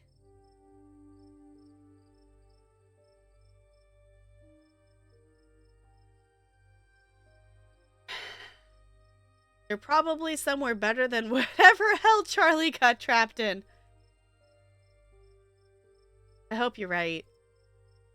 I thought a lot about what might come after, whether they're somewhere else or if they just stopped existing. I guess we've seen at least some evidence of the afterlife. I hope that means there's a good version too, where they're still on the long car ride.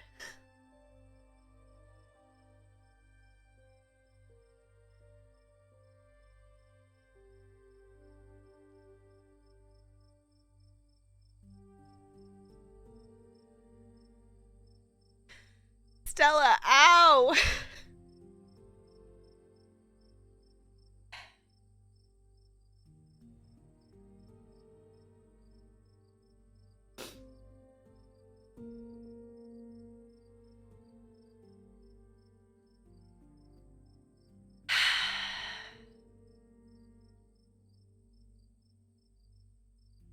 I want to read, but also tears make it hard to read.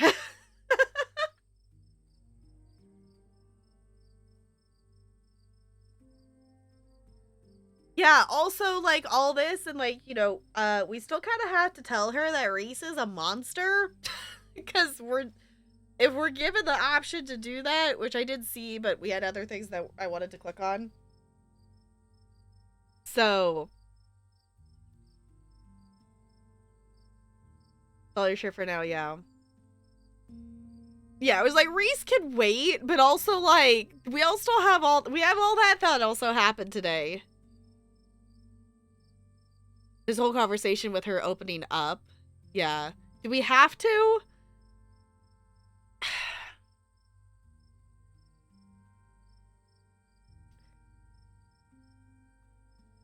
If anything, it will keep her safer though if she knows.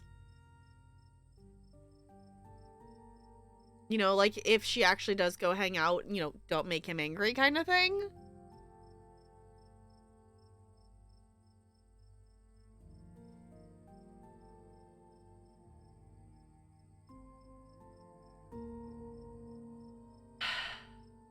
I don't know. I'm hoping I didn't accidentally get too locked into romance stuff with Reese, though.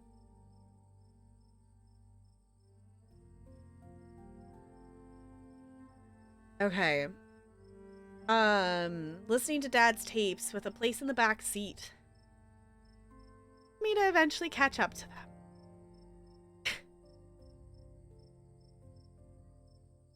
And then it won't matter that I never got to say goodbye.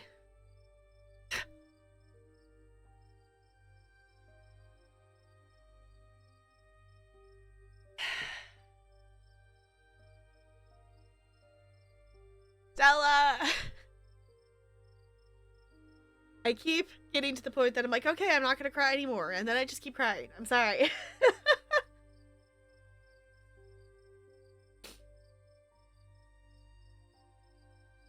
Goodness.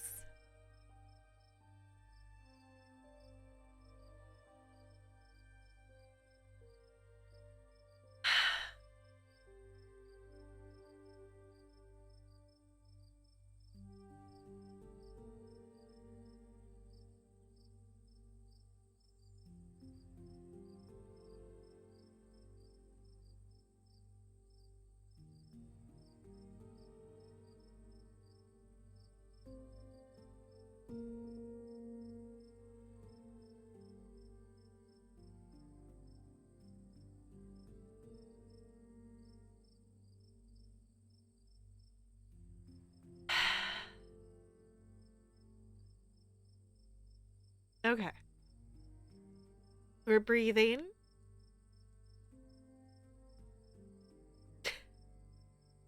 I'm okay. I'm just waiting for it to stop enough that I can words.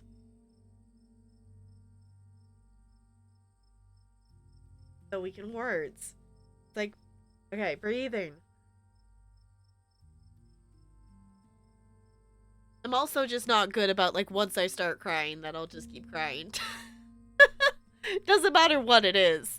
Like, if I'm crying, it's gonna be a thing. Okay. You can always say goodbye say goodbye now.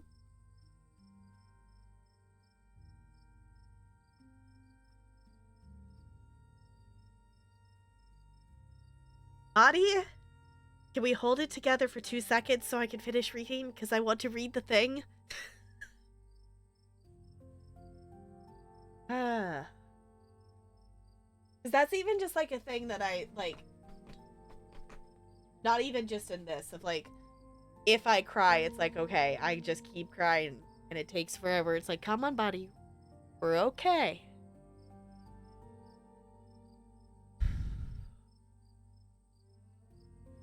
Not that it's bad to cry, but also like, okay, buddy, can we like breathe a little bit before my nose starts getting all snotty? There's nothing bad with tears, but also the annoyance of now my nose is gonna be stuffy. The point that I try to stop. Breathing is optional. Breathing is a needed thing. Breathing is needed so we can function. Also, I have to, like, at a point with things, like, I have to stop, otherwise I'm gonna get a migraine. So we're breathing.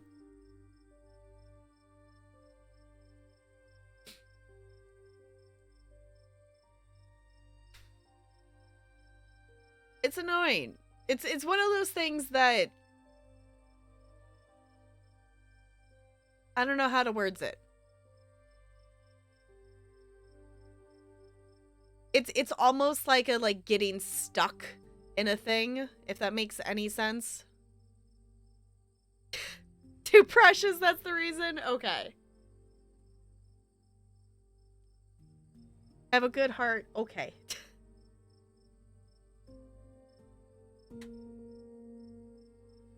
It's like, okay. We're gonna breathe. Because I want to read. Because I want to know what Stella says. But reading is difficult when breathing isn't happening. Be the bastard gremlin run? Okay. We got this. Okay. Stella sits in silence for a long moment, her breath slow and even.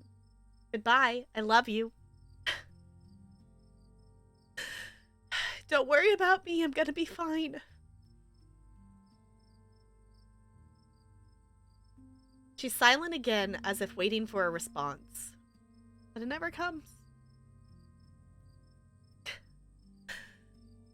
But she smiles, a lively glimmer returning to her sad eyes. That kind of felt better. I don't think I realized how much I've kind of trapped myself in my own head. Thank you for breaking me out of it. She straightens up, stretches her neck. Gretchen hops down from her lap, tags jingling in the quiet night air. I know that stretch. That's the time to go home stretch. Thank the Lord I'll be sleeping in my own bed tonight. Gretchen, we love you.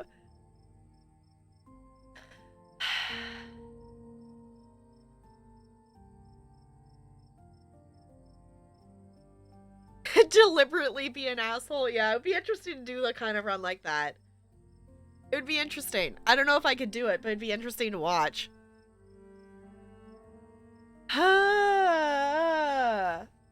Okay, hold on. I'm gonna blow my nose.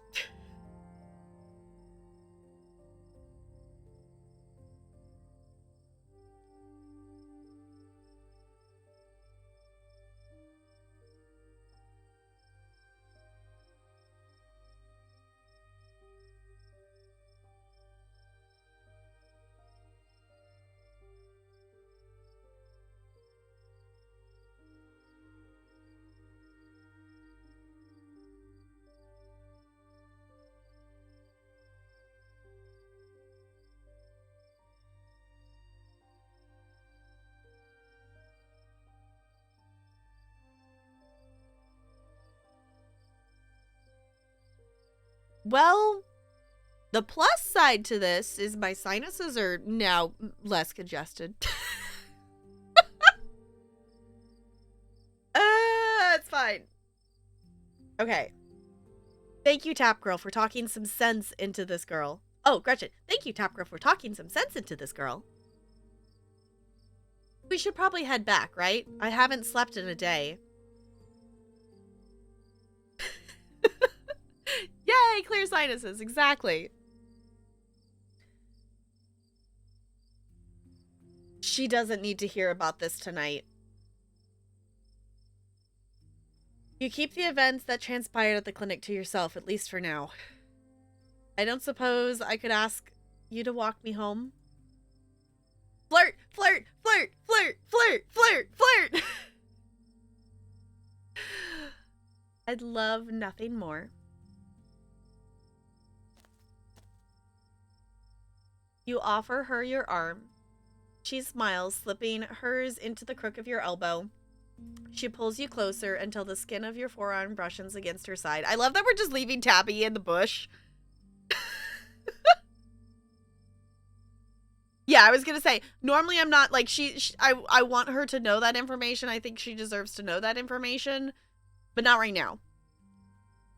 Not right now.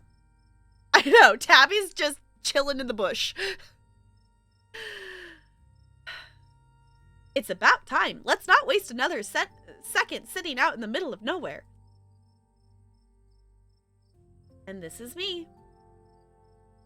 Can we stay over at Stella's? You want to come in? Yes, yes. Tip, dialogue options marked romance will start a romantic arc with the character you're talking to, and it will lock you out of your romantic arcs with other characters.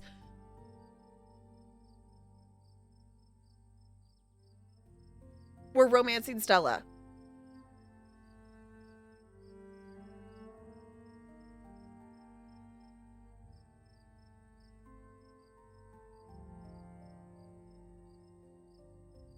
This is a ditching Tabby run always. I mean, but really though, we ditch Tabby, we call her to save our ass, and then we ditch her again. This is literally what we've done this entire playthrough. It's about time. Okay, to be fair, Lonely, they did change it that this is the point where you could actually start romancing people. They like took out the flirt options in the earlier episodes and stuff too. Like they delayed that. This is purposeful of the devs. So interlocking bits and pieces of decisions is a nightmare as is. Yeah, that's fair. That's fair. Yeah, except if you have the hot trait. Right. If you have the hot trait, you can still flirt early. Yeah. Yeah, I definitely don't blame the devs on making it be like, no, you gotta pick one because we can't keep track of anything else. Okay. I love that you do still have the option to back out if you don't want to, but yes. I was hoping you'd ask. I love to. Yes! Romance, Stella! Yes. Yes. Okay. Stella ushers you inside, a barely contained grin, threatening to split into an excited smile. Gretchen's a princess, and she's adorable. Also, out of curiosity, I'm assuming we're at least semi in the last part of this episode? Out of curiosity. I know it's taken a second because tears and contemplation. Should that just be the title of the stream now? Tears and contemplation. Real question. Yes, because I've been live for 4 hours and I'm just wondering.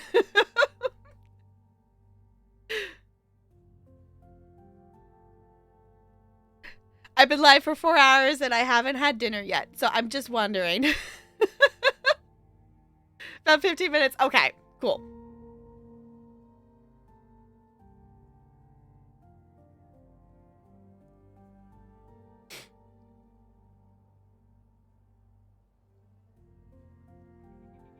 Okay. Let me just go take a quick shower. I've been sitting outside for a day. I need some soap. I'll just take a minute, then we can get cozy.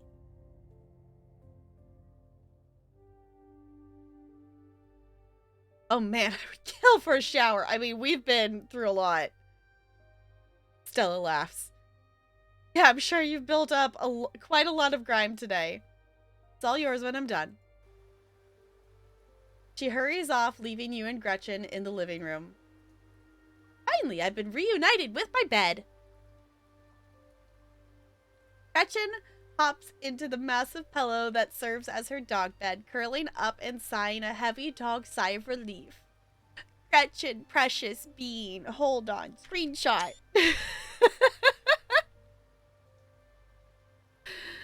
Yeah, we definitely...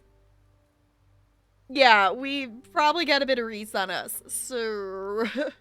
Not in a good way. So... I can catch up on my beauty sleep. But before she has the chance to fall asleep, a heavy knock startles her and you. Gretchen growls. Is Tabby following us? Reese's Pieces. Boo! No!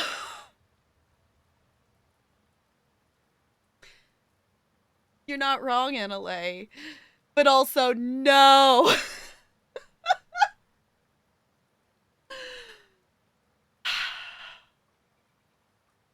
There's someone at the door.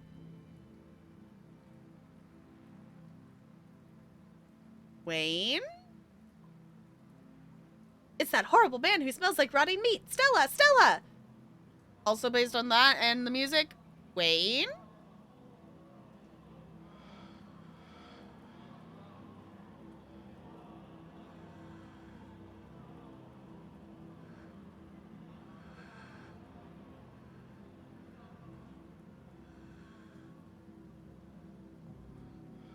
Who is it? You know who it is. I did know who it was. I did know who it was. Open the door, please, Tap Girl.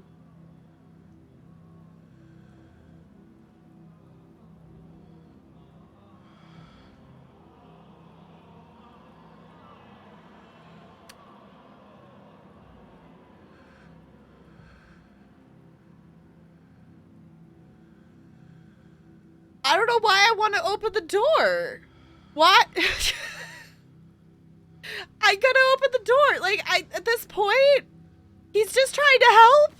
But also, the ominous music is making me question my logic in that. Open the door. You summon your bravery to cross the room and open the door.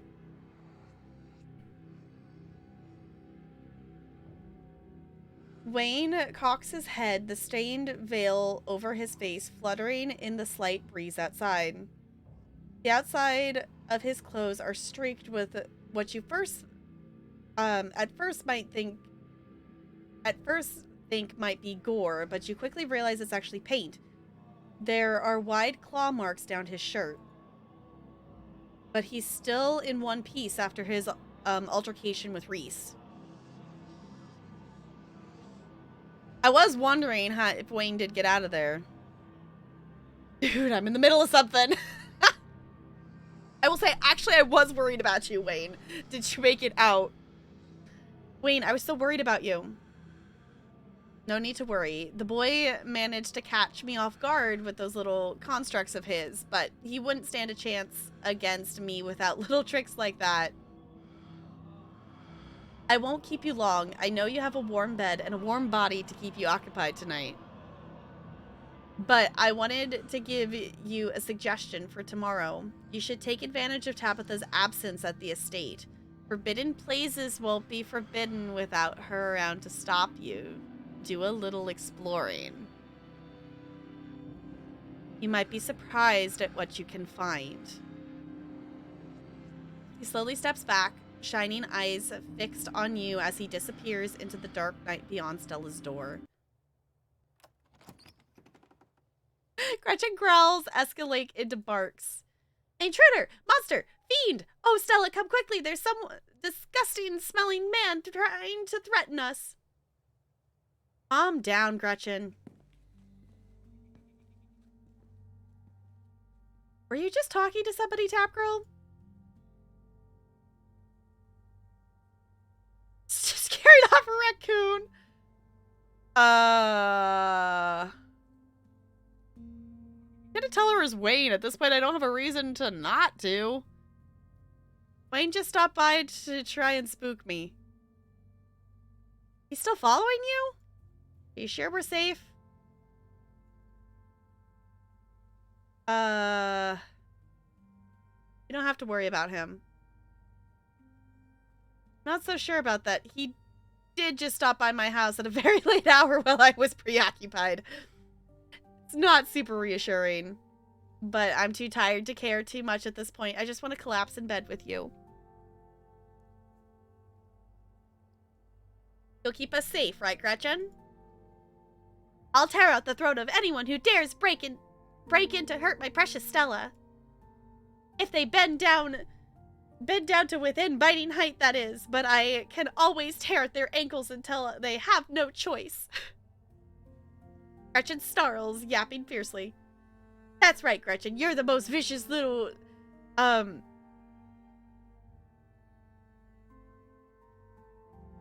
Gentric? I don't know what's that word? Hug there is. Oh, yeah. Uh-huh. Old, it means old. Okay. Now, let's go to bed before I pass out. Oh, right, but you wanted to take a shower. Sorry. Head's a little fuzzy from staying up for the past day.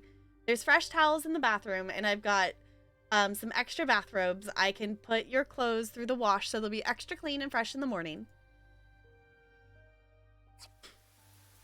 I was gonna say, like, we're gross. Yeah. It somehow feels like the longest and shortest shower I've ever taken. Too tired to think, too tired to process the flow of time. Stella sits outside the bathroom door and makes quiet, comfortable small talk with you, and then you're done. You dry off and step into one of her extra robes.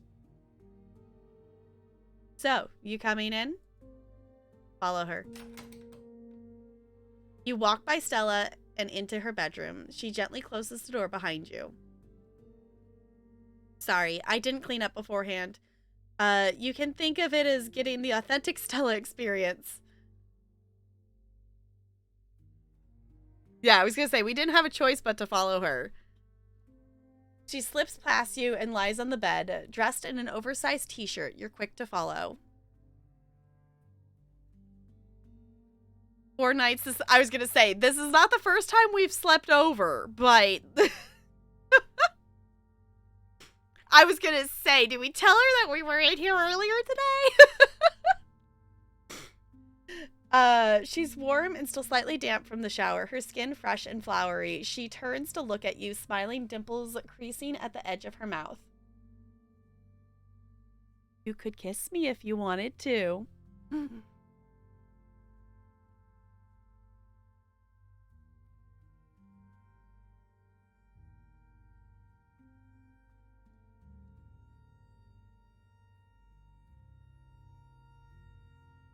You shift closer to her and close your eyes. The magnetic pull of anticipation rolls down your spine and across your skin, and for a moment that seems to last forever, you take in every detail of the world around you. They just zzz. The forested scent of her eucalyptus shampoo, and beneath it, the slightest hint of campfire, the comforting heat of soft but callous hands against your chest, your cheek. The thunder of your hearts beating ever more quickly in unison. The tension rises and rises, a tone seemingly without peak. Only, what is that emote? Oh, it's beeps. Okay. And then it breaks, and her lips touch yours. They're fresh and minty and soft, cool against yours, and guided by the gentleness of someone looking to hold on to the memory of tonight for a long, long time. And then she pulls you closer, tighter, and the two of you lose yourselves in each other. Eventually, you two break away and open your eyes, gazing at each other from opposite ends of the pillow. You drift off together, limbs intertwined, exhausted and safe and comforted. Tomorrow may bring some new horror or might not, but whatever happens, you'll face it together. I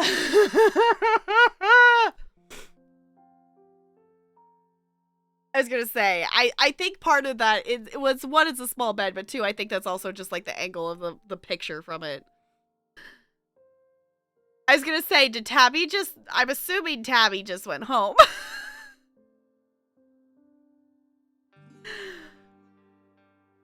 Just the fact that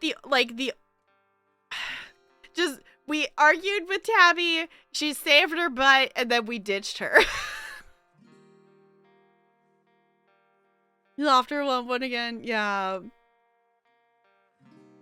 This is the end of episode 4. Follow us on social media to stay up to date on the rest of Scarlet Hollow's development.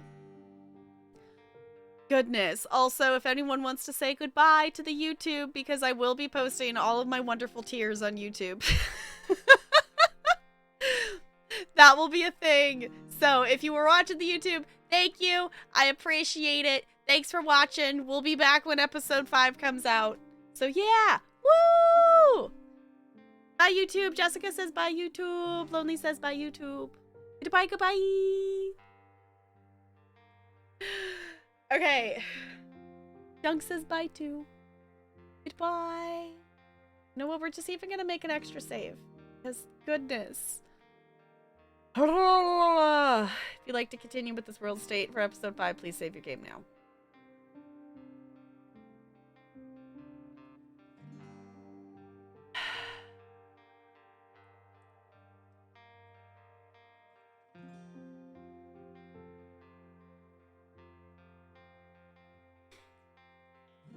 Pain, but also, oh, this game's so good. Oh.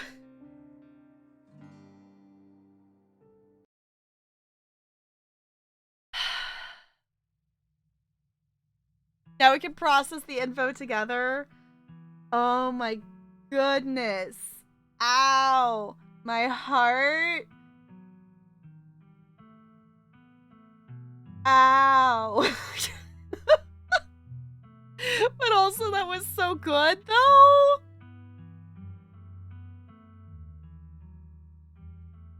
That's not what I expected episode 4 to be like at all. But I didn't really have any expectations because coming from, while waiting for episode 3, we still had an idea of what episode 3 was going to be. We knew we were going to have the dinner with Reese, and we knew we were going to go ghost hunting. This one felt completely different because I didn't know what we were going to get up to today. What'd that mouth do? No!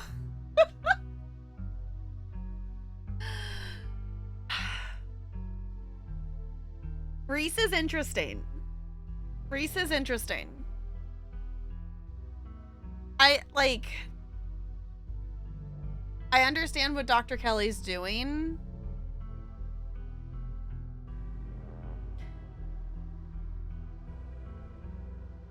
My thought is it's not exactly the same, but it's almost like if you think of it like Elsa's situation. Of like, I feel like it could be something that I wonder if he can learn to control it. If that makes sense. Because like it definitely is connected to his emotions. So like I wonder like if he's aware of that, like if he could learn to control it and then he would be able to like not be contained into the basement. So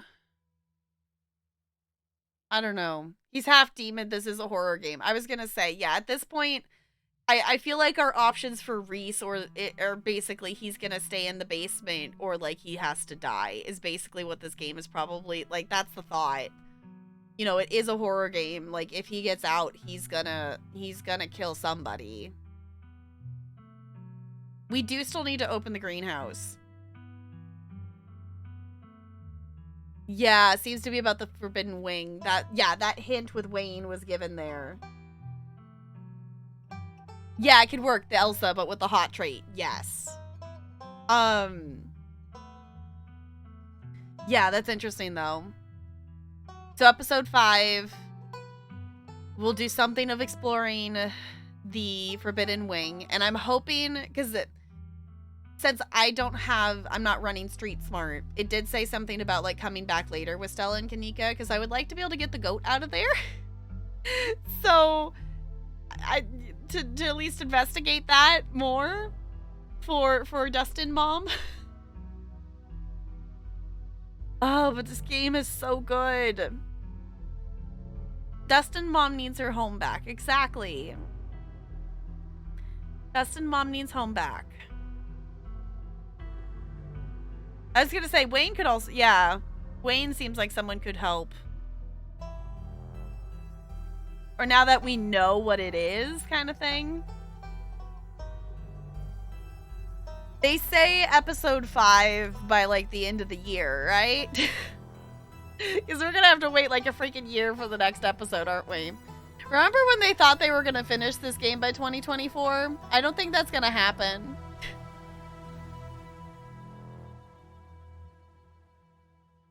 Yeah, or at the beginning of the next. Okay.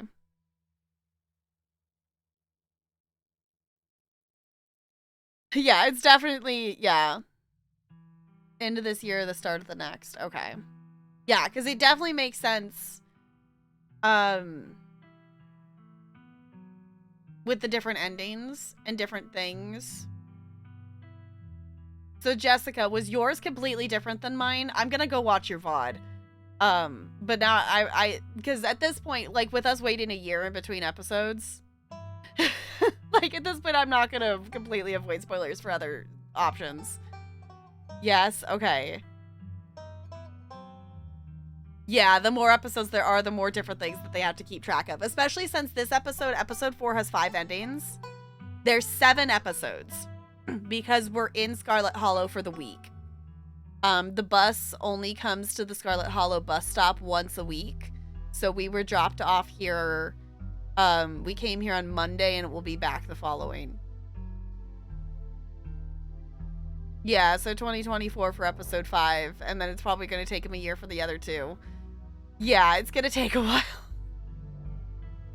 And 2027 for episode 7. Yeah. Yeah.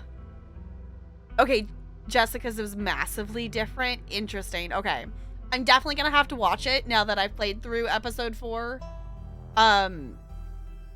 Yeah. Especially since we have a year, I could see maybe coming back and doing... I kind of want to play through from the beginning with a newer save kind of thing and see. Successfully land people on the moon again before the game is done? I don't know. Maybe?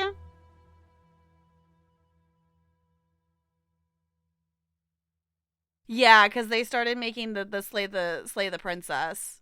But that doesn't... As far as I can tell, that doesn't seem to be as big of a game as Scarlet Hollow.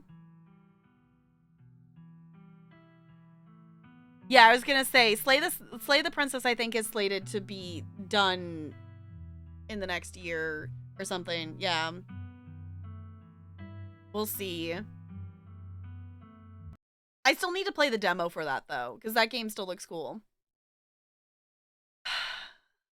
Y'all, this game is so good. Okay. Can we, apparently 19.4% of players have started a Stella romance. Just so you all know, according to the achievement. They've said Slay the Princess will release before Chapter 5. Okay.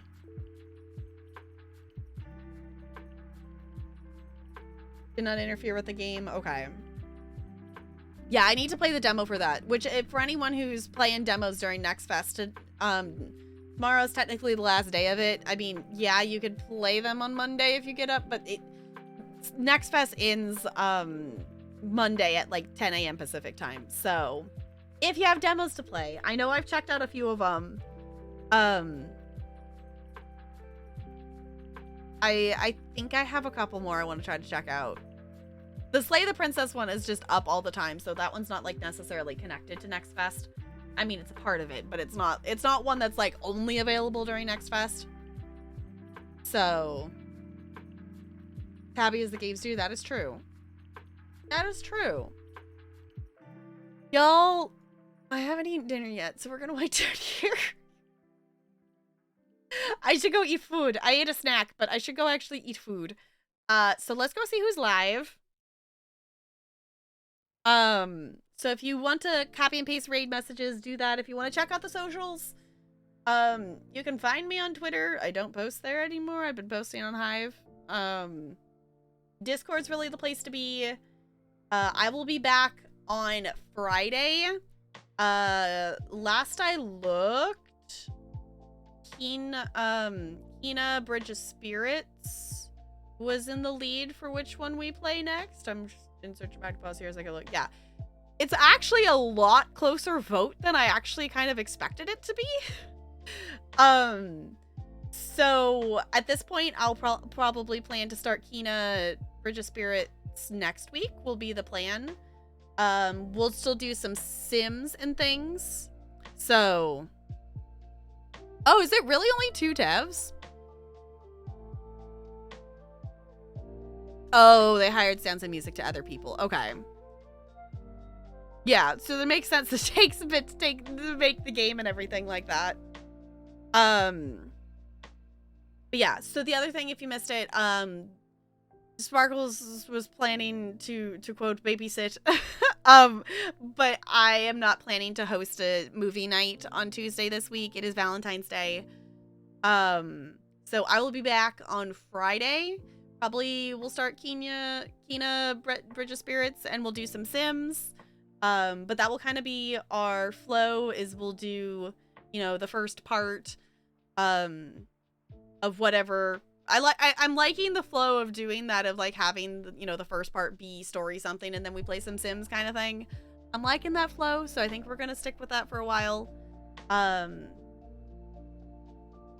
Yeah, I opened things and I didn't actually look at this live, so let me look at this live real quick. If you want to copy and paste one of those raid messages, does not have to have my emotes. Whatever emotes make you happy. Okay.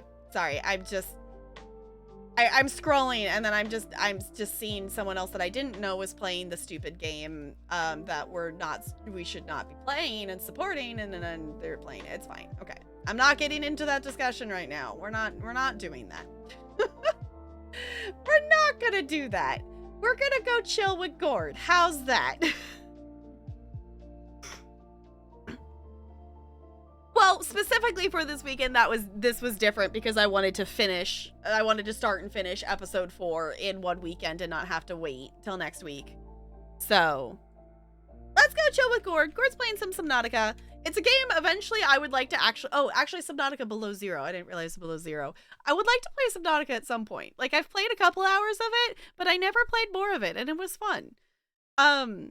Yeah. Thank you all for hanging out. I appreciate it. As always, Discord's the place to be if you want updates of things or whatnot. But, because if I forgot something, that's where I'm gonna post it. Let's swap over here so we can stare at the cute penguin on our way out. Thank you all for chilling. I'll see you all real soon. Goodbye. Goodbye, goodbye, goodbye, goodbye.